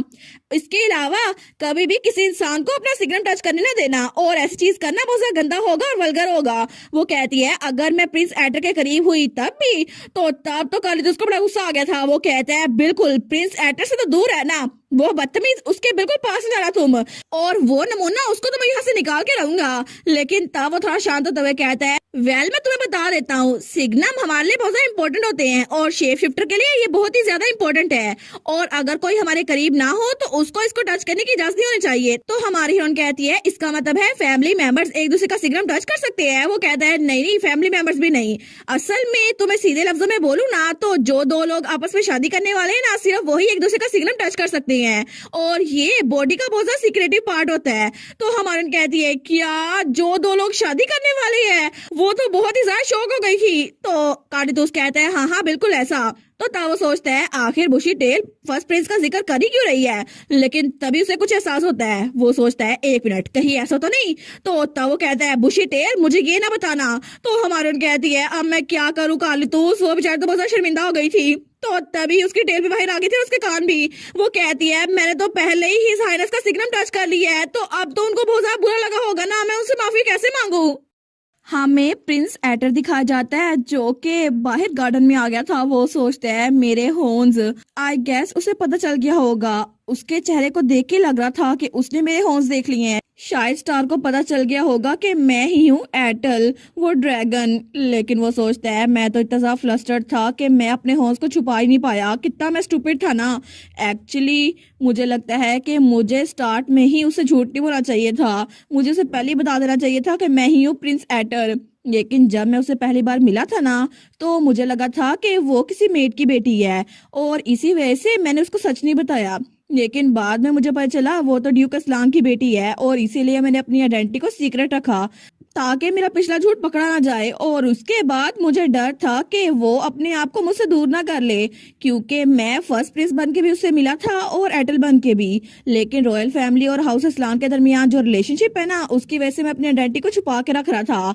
लेकिन प्रिंस एटर की बजाय वो तो हर एक बात एटल से खुल के कर लेती थी, इसी वजह से मुझे उसके साथ बात करना बहुत पसंद था। लेकिन तब वो बड़ा सैड था। वो सोचता है आई बेट वो तो गुस्सा हो जाएगी अगर उसे पता चलेगा मैंने उसे झूठ बोला। मे बी वो मुझसे कहेगी मैं तुमसे नफरत करती हूँ, आखिर तुम मुझसे झूठ क्यों बोलते रहे, तुम तो मेरे इकलौते दोस्त थे ना, तुम मुझसे झूठ कैसे बोल सकते थे। लेकिन मैं कहूंगा स्टार, तो वो कहेगी भूल जाओ इस बात को, दोबारा मेरे पास ना आना, मैं तुमसे नफरत करती हूँ। और वो चिल्ला कहेगी मैं तुमसे बिल्कुल भी बात नहीं करूंगी, मैं तुमसे नफरत करती हूँ एटल, और तुम मेरे पास ना आना। तो वो सोचता है मैं तो उसको बुलाता रह जाऊंगा, मैं सच में चाहता हूँ ऐसा दोबारा कभी ना हो, और इसीलिए मैं उसको बता नहीं सकता। लेकिन तब वो खड़ा हो गया था। वो सोचता है आखिर मैं उसको फील बेटर कैसे करवाऊं, अगर मैंने ड्यूक और कार्ल से कंसल्ट किया ना तो उसका भी कोई फायदा नहीं होगा। एक्चुअली वो लोग तो यही चाहते हैं ना। तो ड्यूक कहेगा मेरी बेटी से दूर हो, और उसका भाई कहेगा तुम तो ये डिजर्व करते हो। वो सोचता है मैं क्या करूं, मैं क्या करूं। लेकिन तभी पीछे हमारी बेटी आ गई थी। वो कहती है प्रिंस एटर। तो तब हमारा हीरो पीछे देखते हैं। वो कहती है अच्छा तो आप यहाँ पर थे, मैं तो आपको कब से ढूंढ रही थी। वो कहता है लेडी बेटी। लेकिन तब वो कहता है क्या आप मुझे ढूंढ रही थी, लेकिन क्यों।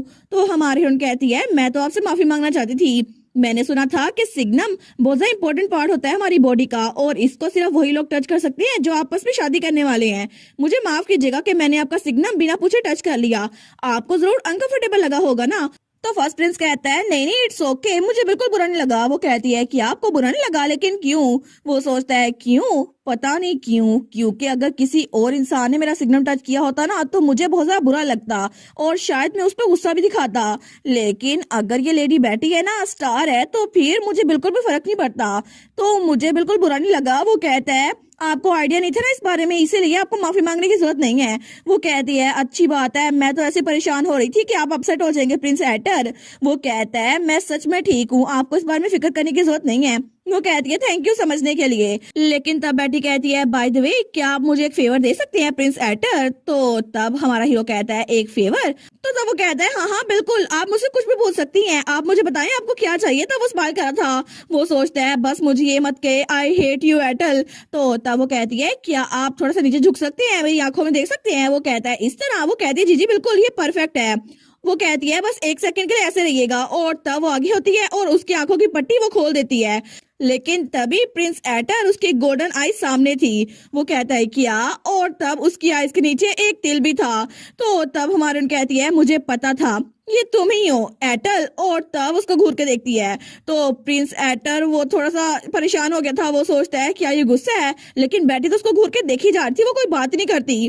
तो तब वो कहता है मुझे पता था कि तुमने मेरे हॉर्न्स देख लिए थे, इसी वजह से तुम्हें पता चल गया। तो बेटी कहती है नहीं, मैंने आपके हॉर्न्स थोड़ी देर के लिए देखे थे, लेकिन मैं श्योर नहीं थी, और मैं सिर्फ इस वजह से श्योर हुई। और तब उसके पास होते हुए कहती है जब मैंने आपकी आंखें देखी और तब उसके बिल्कुल करीब थी।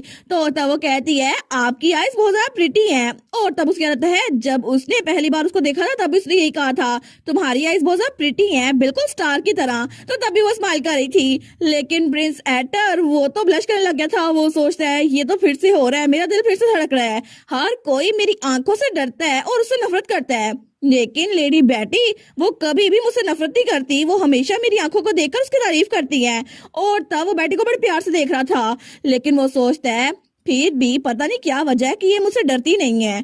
लेकिन थोड़ी देर बाद वो कहता है क्या असल में आप मुझ पे गुस्सा नहीं है, वो तो बड़ा नर्वस हो रहा था। तो हमारी उन कहती है गुस्सा, आपका मतलब है कि आपने मुझसे झूठ बोला ना कि आप प्रिंस एटर के सर्वेंट है क्योंकि आप एक ड्रैगन थे। वो कहता है हाँ उसी वजह से। वो कहती है अच्छा अगर ये बात है फिर तो मेरे बड़े सवालों का जवाब मिल गया क्योंकि मुझे सच पता चल गया है ना। वो कहता है सवाल। तो हमारी बेटी कहती है बिल्कुल ऑनेस्टली मुझे पहले समझ नहीं आ रहा था कि आप मेरी हेल्प क्यों कर रहे हैं, लेकिन अब मुझे पता चल गया है। तो वो कहता है क्या। तो बेटी हंसते हुए कहती है क्योंकि आप मेरे दोस्त है ना इसीलिए।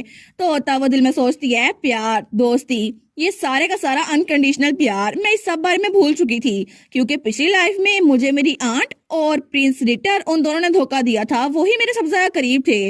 लेकिन तब जब मैं मरी थी ना मैंने कहा था कि मैं कभी भी किसी पे यकीन नहीं करूंगी।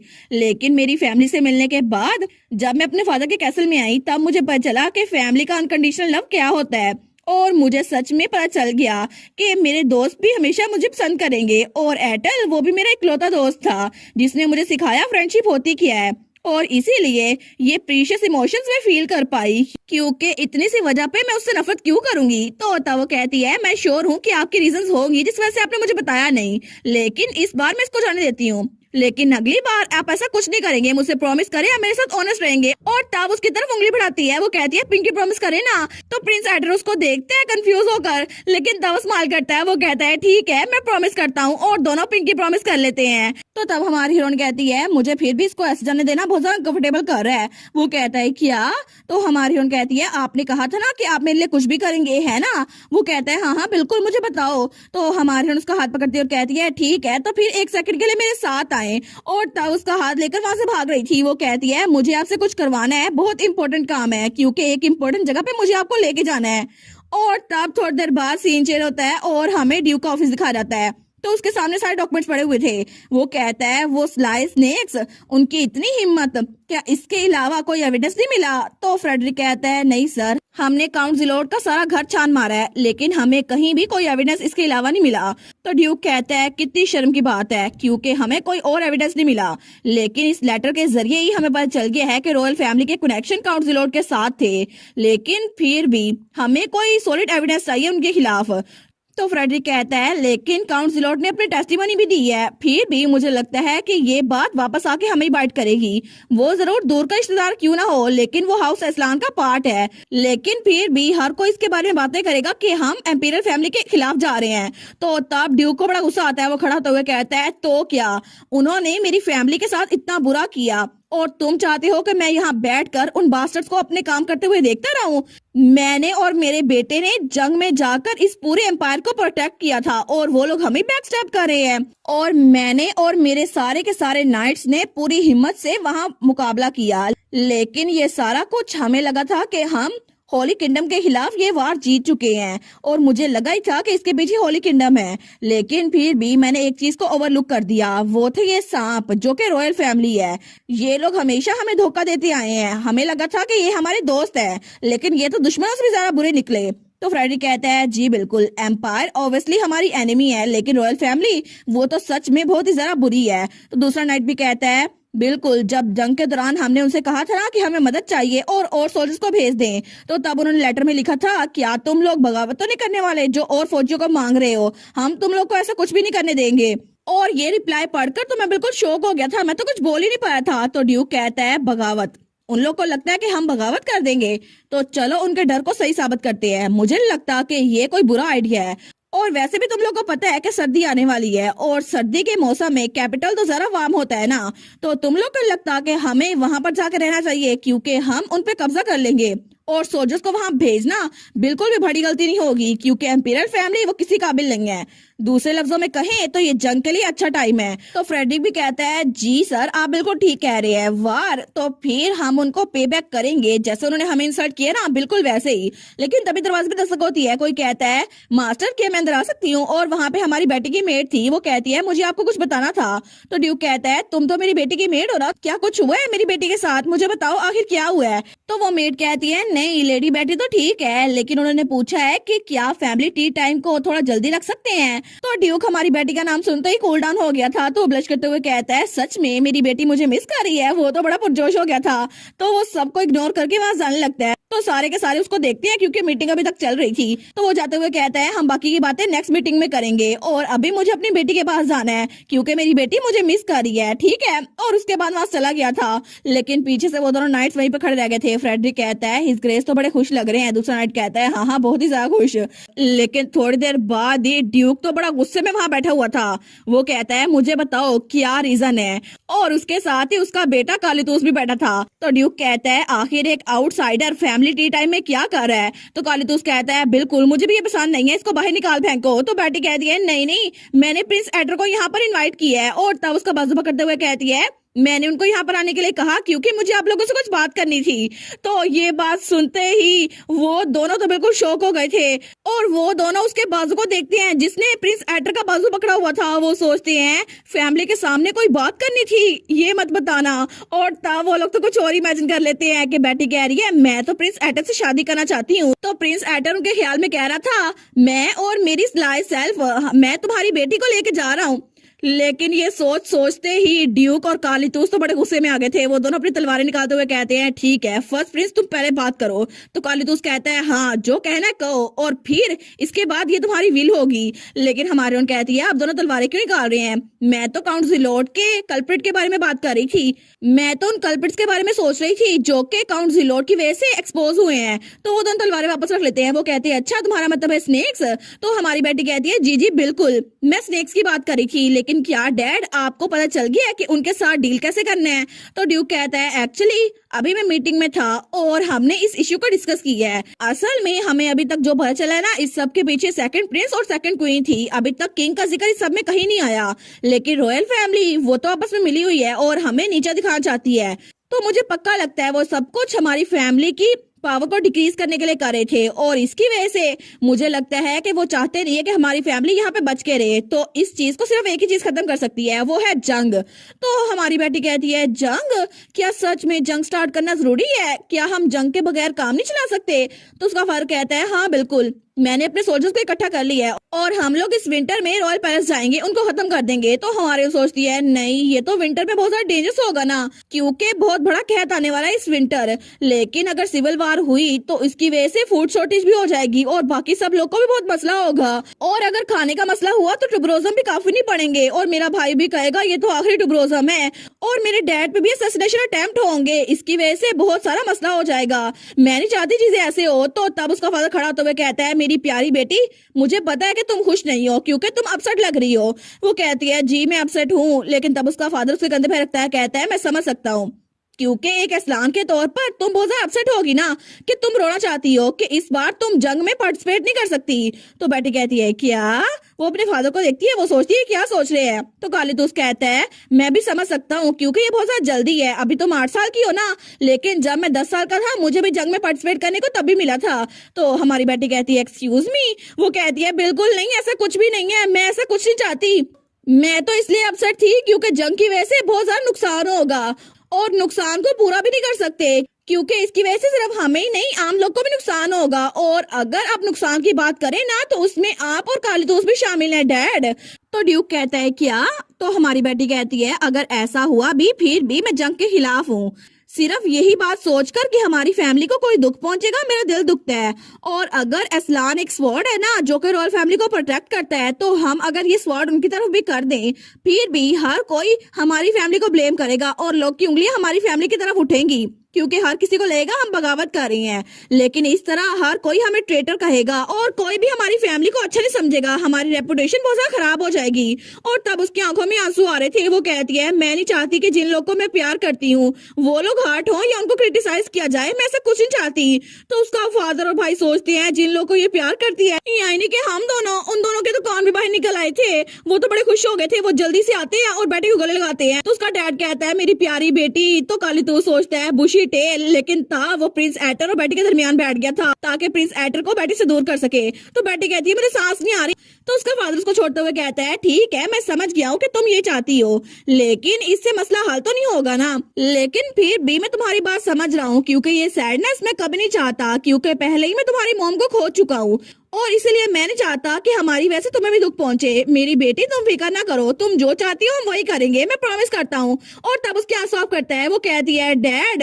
तो कालीतूस कहता है तो फिर हम उन स्नेक्स को सबक कैसे सिखाएंगे अगर हम जंग नहीं करेंगे तो हमारी हीरोइन कहती है यही तो रीजन थी जिसकी वजह से मैंने आज आपको यहाँ पर बुलाया है और प्रिंस एडर को भी। तो कालीतूस कहता है अच्छा क्या रीजन? लेकिन तभी बेटी खड़ी होती है। वो कहती है क्योंकि इस बार मैं वो चीज यूज करने वाली हूँ जिसको रॉयल फैमिली बहुत ज्यादा पसंद करती है। और तब वो प्रिंस एटर के पास आती है और कहती है टाड़ा, इस बार हिज हाईनेस प्रिंस वो हमारी हेल्प करेंगे। और जैसा कि मैंने आपको बताया है ना, मैं रॉयल फैमिली से वो ले लूंगी जिनको वो बहुत ज्यादा पसंद करते हैं और इस सब में हिज हाईनेस प्रिंस एटर वो बहुत ज्यादा इंपॉर्टेंट है। तो तब उसका डैड कहता है रॉयल फैमिली जिस चीज को बहुत ज्यादा चाहती है लेकिन वो क्या चीज है? तो कालीतूस भी कहता है हाँ वो क्या चीज है?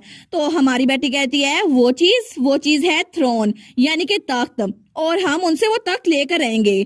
तो हमारी बेटी सोचती है नॉर्मली प्रिंस रिटर जो कि सेकंड प्रिंस है ना, उसको लगता है कि दुनिया की हर एक चीज उसके पास है, लेकिन जब भी उसके बड़े भाई का जिक्र आता है ना यानी कि फर्स्ट प्रिंस एटर का, तो उसको बहुत ज्यादा गुस्सा आता है। हालांकि प्रिंस एटर की जिंदगी इतनी भी अच्छी नहीं थी लेकिन फिर भी हर कोई उनसे नफरत करता है और मेरी पुरानी लाइफ में एडिटर जब भी अपने भाई का जिक्र सुनता था ना तो वो बहुत ज्यादा चिढ़ जाता था। और जब प्रिंस एटन ने जंग जीत ली थी और उसकी खूबियों की खबर न्यूज़पेपर में छपी थी ना तो वो बहुत ज्यादा गुस्सा हो गया था। उसने कहा था ये कितना बारबेरिक है। तो मैंने उससे पूछा था बारबेरिक लेकिन कौन? तो रिटर ने वो पेपर फाड़ते हुए कहा था मैं अपने भाई की बात कर रहा हूँ। ये न्यूज लेटर ये तो उसकी कंट्रीब्यूशन को ऐसे कवर करे जैसे बड़ा तीर मारा है उसने। ऐसा कुछ भी नहीं किया। वो दिल में सोचता है मैंने तो उसे जंग में इसलिए भेजा था ताकि वो मर जाए, लेकिन कुछ भी नहीं हुआ। तो हमारी बेटी कहती है लेकिन क्या ये अच्छा नहीं हुआ? उन्होंने कंट्रीब्यूशन की है और उनकी वजह से हम लोग प्रोटेक्टेड है। तो रिटर कहता है बिल्कुल भी नहीं, तुम्हें कुछ भी नहीं पता है ना। और ये सब कुछ कहना बंद कर दो क्योंकि वो जो कुछ भी कर रहे हैं ना वो सिर्फ फादर के टेंशन लेने के लिए कर रहा है। वो कितना पैथेटिक है ना। लेकिन चाहे वो जो कुछ मर्जी कर ले फिर भी थ्रोन पे सिर्फ मैं ही बैठूंगा क्योंकि फादर हमेशा मुझे थ्रोन पे बिठाएंगे क्योंकि मेरे अंदर नोबल स्नेक का ब्लड है। और वो एक इडियट है जिसको इतनी सिंपल सी बात नहीं पता। और तब उसने स्पाइल की थी जैसे प्रिंस एटर उसके सामने कुछ भी नहीं है। लेकिन तब हमारी बेटी ये सोचकर थोड़ी सी अपसेट हो जाती है। वो सोचती है एटल बिल्कुल भी एक इडियट नहीं है। और जब रॉयल फैमिली की बात आती है ना तो हमेशा प्रिंस एटर को खतरे में भेजते हैं और हमेशा रिटर को छुपा के रखते हैं। लेकिन सबसे पहला हक प्रिंस एटर के पास होना चाहिए क्योंकि वो फर्स्ट प्रिंस है। तो हमारी उन कहती है हर कोई जानता है कि किंग और सेकंड क्वीन वो दोनों प्रिंसेस के दरमियान डिस्क्रिमिनेशन करते हैं और रिटर को थ्रोन पर बिठाएंगे। लेकिन अगर हमें इस प्लान को सक्सेसफुल करना है ना तो हमें प्रिंस एटर को थ्रोन पे बिठाना होगा। और वैसे भी थोड़ी देर पहले आपने कहा था कि आप रॉयल फैमिली पे कब्जा करेंगे, लेकिन ये सारी बातें आपने फर्स्ट प्रिंस के सामने कही थी। वो इसलिए क्योंकि आप जानते हैं ना कि हिज हाइनेस वो कोई ऐसे नहीं है जो ये सारी बात किंग को बता दे, है ना फादर? तो उसका फादर कहता है हाँ ये बात तो है। लेकिन तो हमारी कहती है लेकिन कुछ नहीं, हमें सबसे पहले प्रिंस एटर को सपोर्ट करना होगा क्योंकि वो एक ऐसे इंसान है जिनसे रॉयल फैमिली नफरत करती है और हम उनको सपोर्ट करेंगे और क्राउन उनके नाम कर देंगे। तो उसका फादर सोचता है रॉयल अथॉरिटी में चेंज, वेल इसमें थोड़ा टाइम तो लगेगा, लेकिन अगर हम गेन और लॉसेस दोनों असेस कर लें तो इसका मतलब है हम उनसे रिवेंज ले सकते हैं और ये वार से अच्छा तरीका होगा। और इसके अलावा मैं सच में नहीं चाहता कि वार की वजह से अपनी बेटी को फिर से अकेला छोड़ दूं। तो तब वो दिल में सोचता है मेरी बेटी तो कितनी ब्राइट है ना, ये कितनी क्यूट है। लेकिन तभी वो प्रिंस एटर को देखता है। वो सोचता है फिर भी आखिर मैं इसके सर पे क्राउन क्यों रखूं, इसने किया ही किया है, आखिर इसने क्या ही उखाड़ लिया है जो मैं अपनी बेटी की वजह से इसे एम्पर बना दूं। लेकिन तब ड्यूक कहता है क्या फर्स्ट प्रिंस एग्री हो गया है? तो बेटी कहती है जी जी बिल्कुल, मैंने फर्स्ट प्रिंस से बात कर ली है। तो तब एडर खड़े होते हुए कहते हैं जी बिल्कुल उन्होंने बात कर ली है और वैसे भी मुझे क्राउन की जरा फिक्र नहीं है, लेकिन अगर मैं अपनी बिलव्ड फैमिली को स्क्रू ओवर कर सकता हूँ ना तो फिर मैं इंटरेस्टेड हूँ क्योंकि उन्होंने कभी भी मेरे साथ अच्छा सलूक नहीं किया। और तब प्रिंस एटर स्माइल कर रहा था तो बेटी इसको देखती है। वो सोचती है एटल ये तो स्माइल करते हुए ये बात कह रहा है लेकिन मैं जानती हूँ इसका दुख कितना बड़ा है क्योंकि ये सारा दुख कि फैमिली आपकी परवाह नहीं करती है मैं भी फील कर चुकी हूँ। और तब वो दिल में सोचती है मैं कभी भी उन लोगों को माफ नहीं करूंगी जिन्होंने प्रिंस एटल के साथ ये सब कुछ किया है। और तब उसका हाथ जोर से पकड़ लेती है। वो सोचती है और हम इस तरह हाथ पकड़े रखेंगे तो मे भी कोई ऐसा मौका आएगा कि मैं इसकी मौत को भी रोक सकूं क्योंकि मेरे रीबोर्न होने से कुछ अरसा पहले ही प्रिंस एटर को असैसिनेट कर दिया गया था और तब ये काम मुझे लगता है कि जरूर रिटर ने करवाया होगा क्योंकि रॉयल फैमिली सच में चाहती थी कि फर्स्ट प्रिंस जिंदा बचे। उस वक्त मैंने नोटिस नहीं किया क्योंकि मुझे लगता था कि एटल रिटर ही है, लेकिन फिर भी इस बार मैं ऐसा कुछ नहीं होने दूंगी क्योंकि अगर मुझे असैसिनेशन को रोकना है ना तो सबसे पहले मुझे इनका साथ देना होगा। और अगर हम लोग अभी से फर्स्ट प्रिंस को बैकअप देना शुरू कर देना तो मे भी वो मरने से बच जाए और इसीलिए मैं चाहती हूँ मैं उसको प्रोटेक्ट करूँ। तो उसका फादर कहता है ठीक है अगर तुम ये चाहती हो तो हाउस असलान फर्स्ट प्रिंस को सपोर्ट करेगा। तो बेटी तो बड़ी खुश हो गई थी। वो कहती है सच में? तो उसका फादर कहता है लेकिन फिर भी ये बात बिल्कुल ना भूलना कि हमारी फर्स्ट चॉइस वो फर्स्ट प्रिंस नहीं है बल्कि सिर्फ इसलिए क्योंकि मुझे अपनी बेटी को प्रोटेक्ट करना है और हाउस असलान को। तो फर्स्ट प्रिंस कहता है जी मैं समझ गया, इस बात से मैं बिल्कुल वाकिफ हूँ। लेकिन तब वो हाथ खड़ा करते हुए कहते हैं फिर भी क्या आप थोड़ी देर के लिए हमारी फ्रेंडशिप को सीक्रेट रख सकते हैं क्योंकि अगर रॉयल फैमिली को पता चल गया कि जिन दो दुश्मनों से वो बिल्कुल नफरत करते हैं उन्होंने हाथ मिला लिए तो वो और अग्रेसिव हो जाएंगे और इसीलिए मैं नहीं चाहता कि उनको पता चले। तो तब कालीदूस कहता है अच्छा तुम नहीं चाहते कि उनको पता चले हम लोग कितने क्लोज हैं? वो कहता है जी जी बिल्कुल मैं ऐसा ही चाहता हूँ। लेकिन तब कालीदूस कहता है अच्छा ये बात है तो फिर अगर तुम्हें ऐसा लगता है तो मेरी बहन का हाथ जरा छोड़ दो, तुमने कब से मेरी बहन का हाथ पकड़ा हुआ है। और तब वो कहता है स्नो स्टॉर्म उस पे हमला करो और तभी वो व्हाइट स्क्विरल पता नहीं कहाँ से आ गई थी और उसी वक्त प्रिंस एटर पे कूद पड़ती है। तो वो कहता है क्या? बेटी कहती है एटल, लेकिन तब फर्स्ट प्रिंस कहता है स्टार मेरी हेल्प करो। वो कहती है ठीक है मैं ट्राई करती हूँ स्नो स्टॉर्म को उतारने की, लेकिन पता नहीं स्नो स्टॉर्म यहाँ पे कितनी देर से थी। तो तब काली तो उसको तो बड़ा गुस्सा आता था। वो सोचता है किया स्टार, इसने मेरी बहन को स्टार बोला। वो कहता है तुम्हारी हिम्मत कैसे हुई बुशी टेल को निकनेम देने की। पिग स्क्विरल, जल्दी करो उसे और हरास करो। तो वो स्क्विरल तो और दांत कचकचाती है, लेकिन तभी हमारी बेटी उसके सामने आ गई थी। वो कहती है कालीतूस बस बहुत हो गया, मेरे दोस्त को हरास करना बंद कर दो, एटल मेरा एक दोस्त है।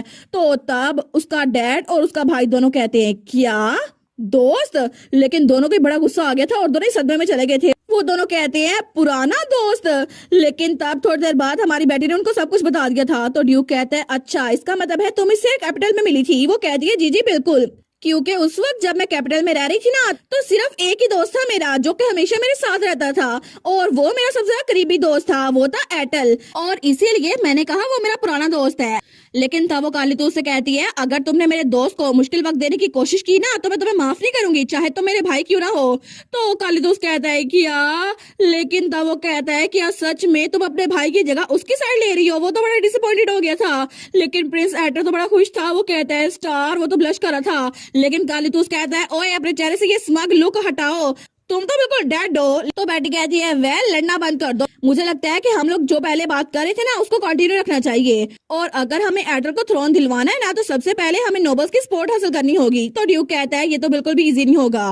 बेटी कहती है जी जी बिल्कुल ये बिल्कुल इजी नहीं होगा, लेकिन हमें कुछ वक्त में उनकी सपोर्ट हासिल करनी होगी, और ये हम लोग सीक्रेटली करेंगे क्योंकि मेरे पास एक सीक्रेट वेपन है। और तब बेटी सामने एक बोतल रखती है। वो कहती है मेरे पास एक बहुत सा जबरदस्त आइडिया है। तो कालीतूस कहता है ये तो वर्मेट पोशन है ना। वो कहती है बिल्कुल, ये गोल्डन एकॉन का आइटम है। आजकल जो हम गोल्डन एकॉन में बेच रहे हैं ना वो 3rd ग्रेड का आइटम है, लेकिन जो टी नोबल्स पीते हैं वो 2nd ग्रेड की होती है, और ये आइटम जो मैंने सामने रखा है ये 1st ग्रेड का वर्मेट पोशन है।